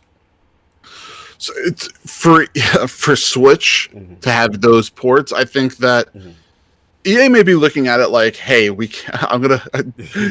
Dave's gonna love this one. I don't think they're gonna be able to take half of their games and dumb them down to what Switch can produce. So I think that they're trying to be diplomatic about it and being like, hey, I don't think these people are going to want to play our games. But in actuality, they can't actually make them. I don't think they want to put the work in to do it. That can't and won't are two different things. Yeah. So it'll be really interesting if they can end up like being able to a lot of those what games do you think are actually people are going to want to play on that? Because it's more, I feel like the Switch, when you want to take it out, it's going to be more of a he said that FIFA is the most played game. Is the most played sport. And what happened was they had two versions of FIFA on there. Two versions of FIFA. They were subpar. They were featured. There were content cut, like features cut out. Not even like diminishing graphics or anything like that. There were features cut out that were in the main game that would have made the game infinitely better. And they just didn't put the time into it. So to me, when you're telling me that FIFA is not selling on a port, the only way you can play it portably would have been a Switch. Nah, man. That's just BS. That's BS on EA. Let's let Petey finish. I'm surprised, number one, that they would publicly say that, like, because you don't know what you could produce or would want to produce. So why would you just say in general, hey, we're not doing anything for Switch? That just doesn't seem logical to me. But I think that in the end, I think they don't want to do it, and they're just trying to play it like, oh, they don't. The players don't want it. It's like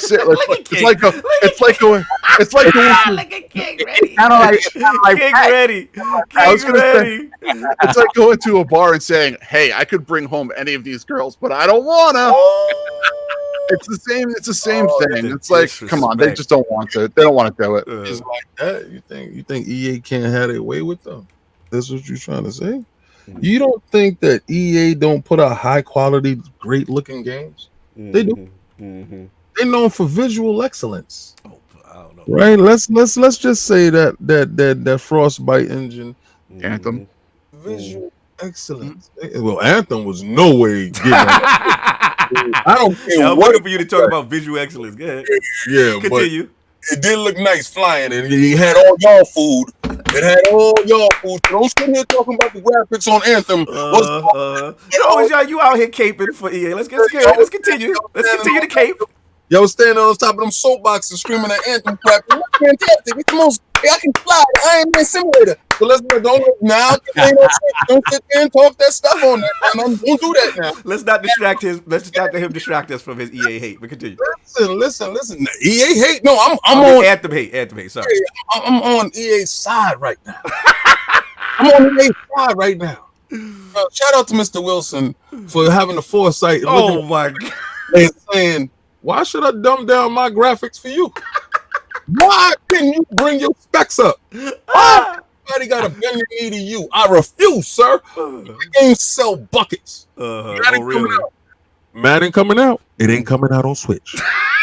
You know what's gonna happen? You know where you're gonna have to play it? You have to play that on the big boy stuff. You know why? Because they refuse to drop a pixel down to fit it on the Switch. I respect him, Mr. Wilson. You have integrity, sir. Oh my God, I am done. I want your games to be compromising. Why they gotta be compromised? I am with you, sir. If he had integrity, he would have said just what you said instead of making up some BS. He's political. I'm his voice box. I'm speaking. You speaking up. I'm speaking for. I'm his inner thoughts. We're not bumping that down, bro. That's what it was. Oh, you know what? King may be on to something. I told you I agree with you, King, for once. Listen, man. Bro, I get where y'all going with this narrative, this power narrative. I get it. You know what I'm saying? But look, here's the deal. Even shout out to LordSovILP 40K. He made a good point. You can't tell me, like, people don't realize you don't have to do the latest games. What's going on, like match for match, right? You can't tell me that they couldn't do a Mass Effect trilogy. That's what I'm saying. A Dragon's Age, like the old backlog. That's on the like you can easily do that now with sell like hotcakes. So that right there, Madden not on it, it's just dumb. The fight for numbers, even though it was a stripped down version or whatever like that, a full featured version, it was still crazy. You know what I mean? Yeah, exactly. It's not like the numbers didn't support them continuing. The sales are there. Like that's the crazy thing. So to me, it's like, again, I'm looking at the bigger picture now.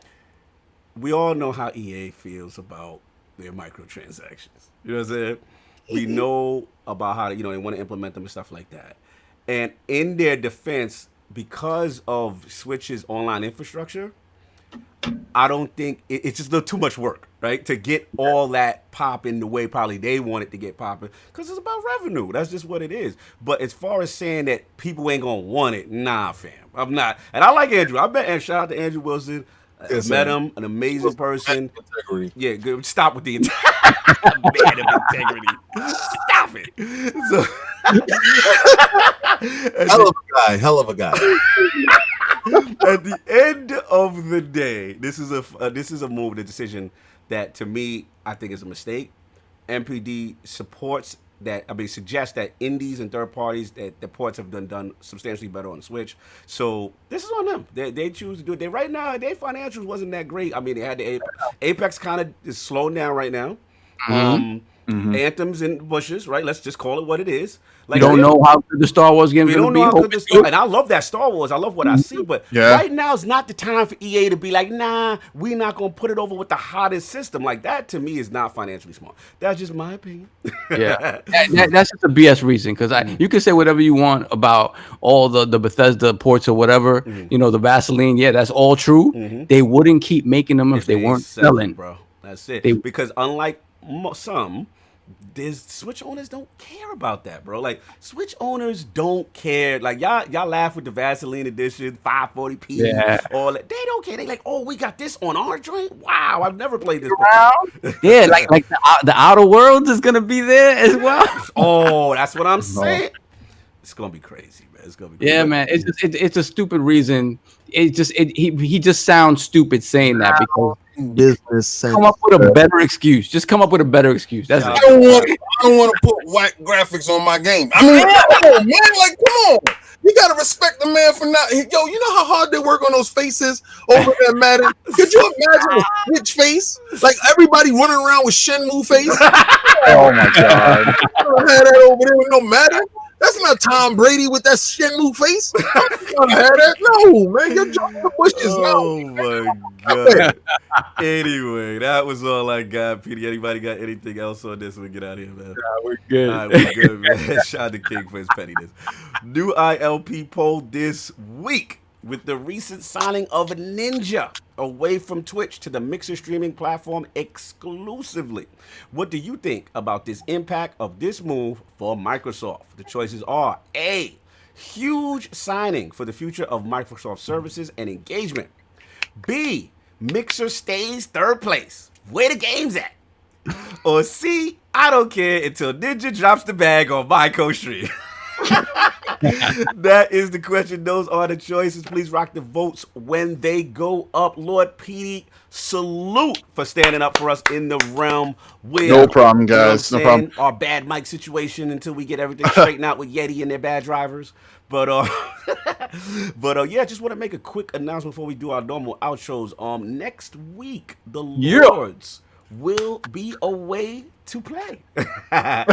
So we're going to play New York City, y'all. You know what I'm saying? We're going to be in the Lord PD will be in attendance as well. You know what I'm saying? As far as the Lord Hyde as well. So we're going to be out there. We're going to full effect on showing everybody what's going on in New York City, this new event, new coverage there. So we're gonna really try to do it up for you guys, give you guys as much coverage as the Lords possibly can. So we'll be repping next Saturday. So there won't be a show next week, but we'll have a few surprises and hopefully some exclusives to show you guys. So stay tuned for that. And again, the Patreon support, the super chat support, all this helps us to upgrade our equipment, to do the things that we need to do to try to hit these shows for you guys, man. None of this stuff is cheap. So anything you guys do, as much as we joke and we pander with stuff, you know what I'm saying, but it does help us big time. So let's get these outros popping. Lord PD in the realm, what's going on, man? Nothing much.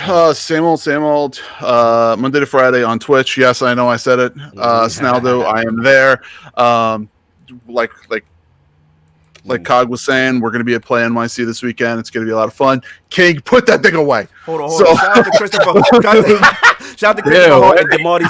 They said, y'all coming to my city. Bro, we from New York. I didn't know the Lords. The only person that's not from New York is Attic. Like, we NYC. That's what it is. You pulling up to us. He said, I'm robbing y'all. Don't come to Brooklyn.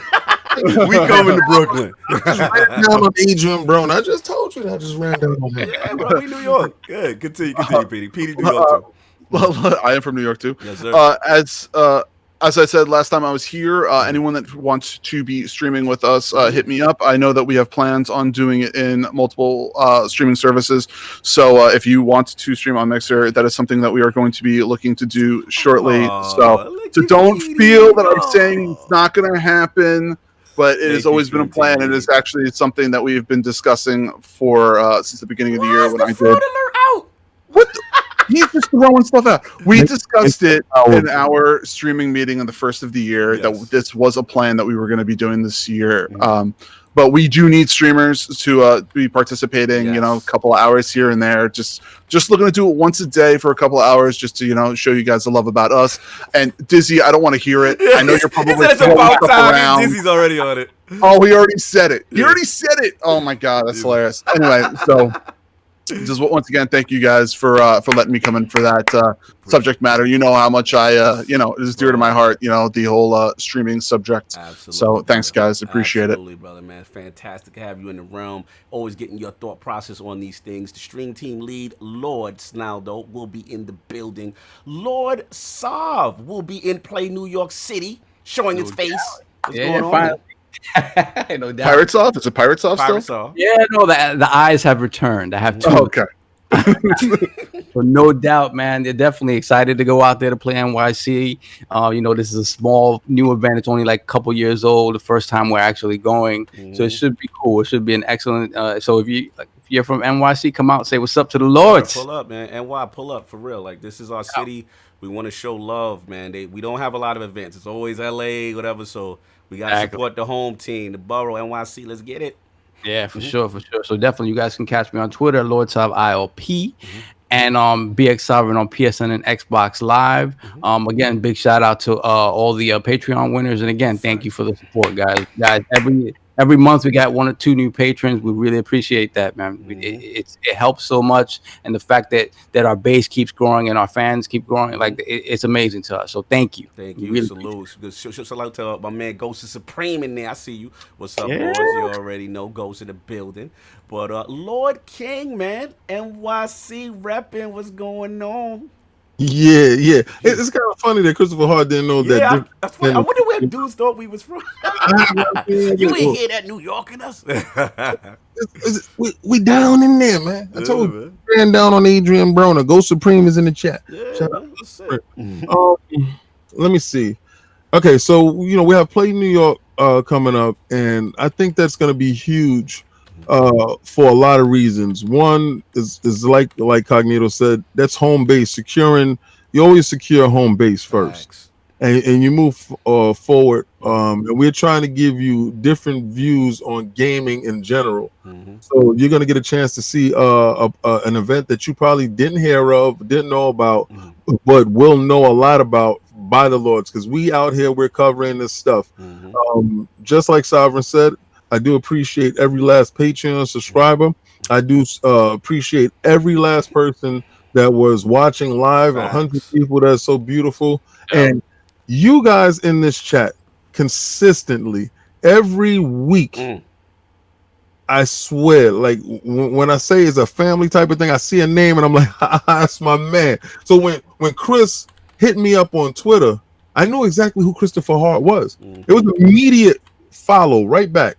And I keep it real. Like, we play video games. It has nothing to do if he plays. I don't care about all that stuff. That doesn't matter. He's never been disrespectful. Our chat is one of the best chats that's YouTube. Love our chat. Very respectful, very clean, and none of that other stuff. We leave that stuff at the door. We know it's about games.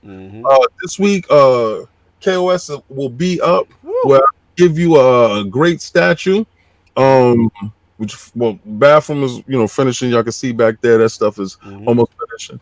And Combat Talk won't be this week, but it's coming up soon because we have Sean Porter versus Errol the Truth Spence, and that's going to be a knockout, drag out, one of those fights that you decided to watch. That you called your friends over. I'm going to give you all the equipment that you need to talk about it, so you can act like you know something. Because if you don't listen, I watched that UFC. I didn't know anything, but what I did know was that Colby Covington is probably the next electrifying UFC fighter. If you hate him, you're tuning in. If you love him, you're tuning in. That's not a person that you're going to be indifferent on. And I want to watch every fight that man has.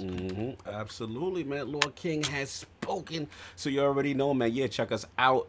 Like I said, we're going to have the audio up later tonight. Lord Kaibatsu will have that going. And again, so just to be clear, will be no show, but we're going to have a lot of coverage for you guys. Try to get as much coverage as possible. Lords of Gaming done that. Please check out for that. You know what I'm saying? Stream Team, me and Petey got some things planned.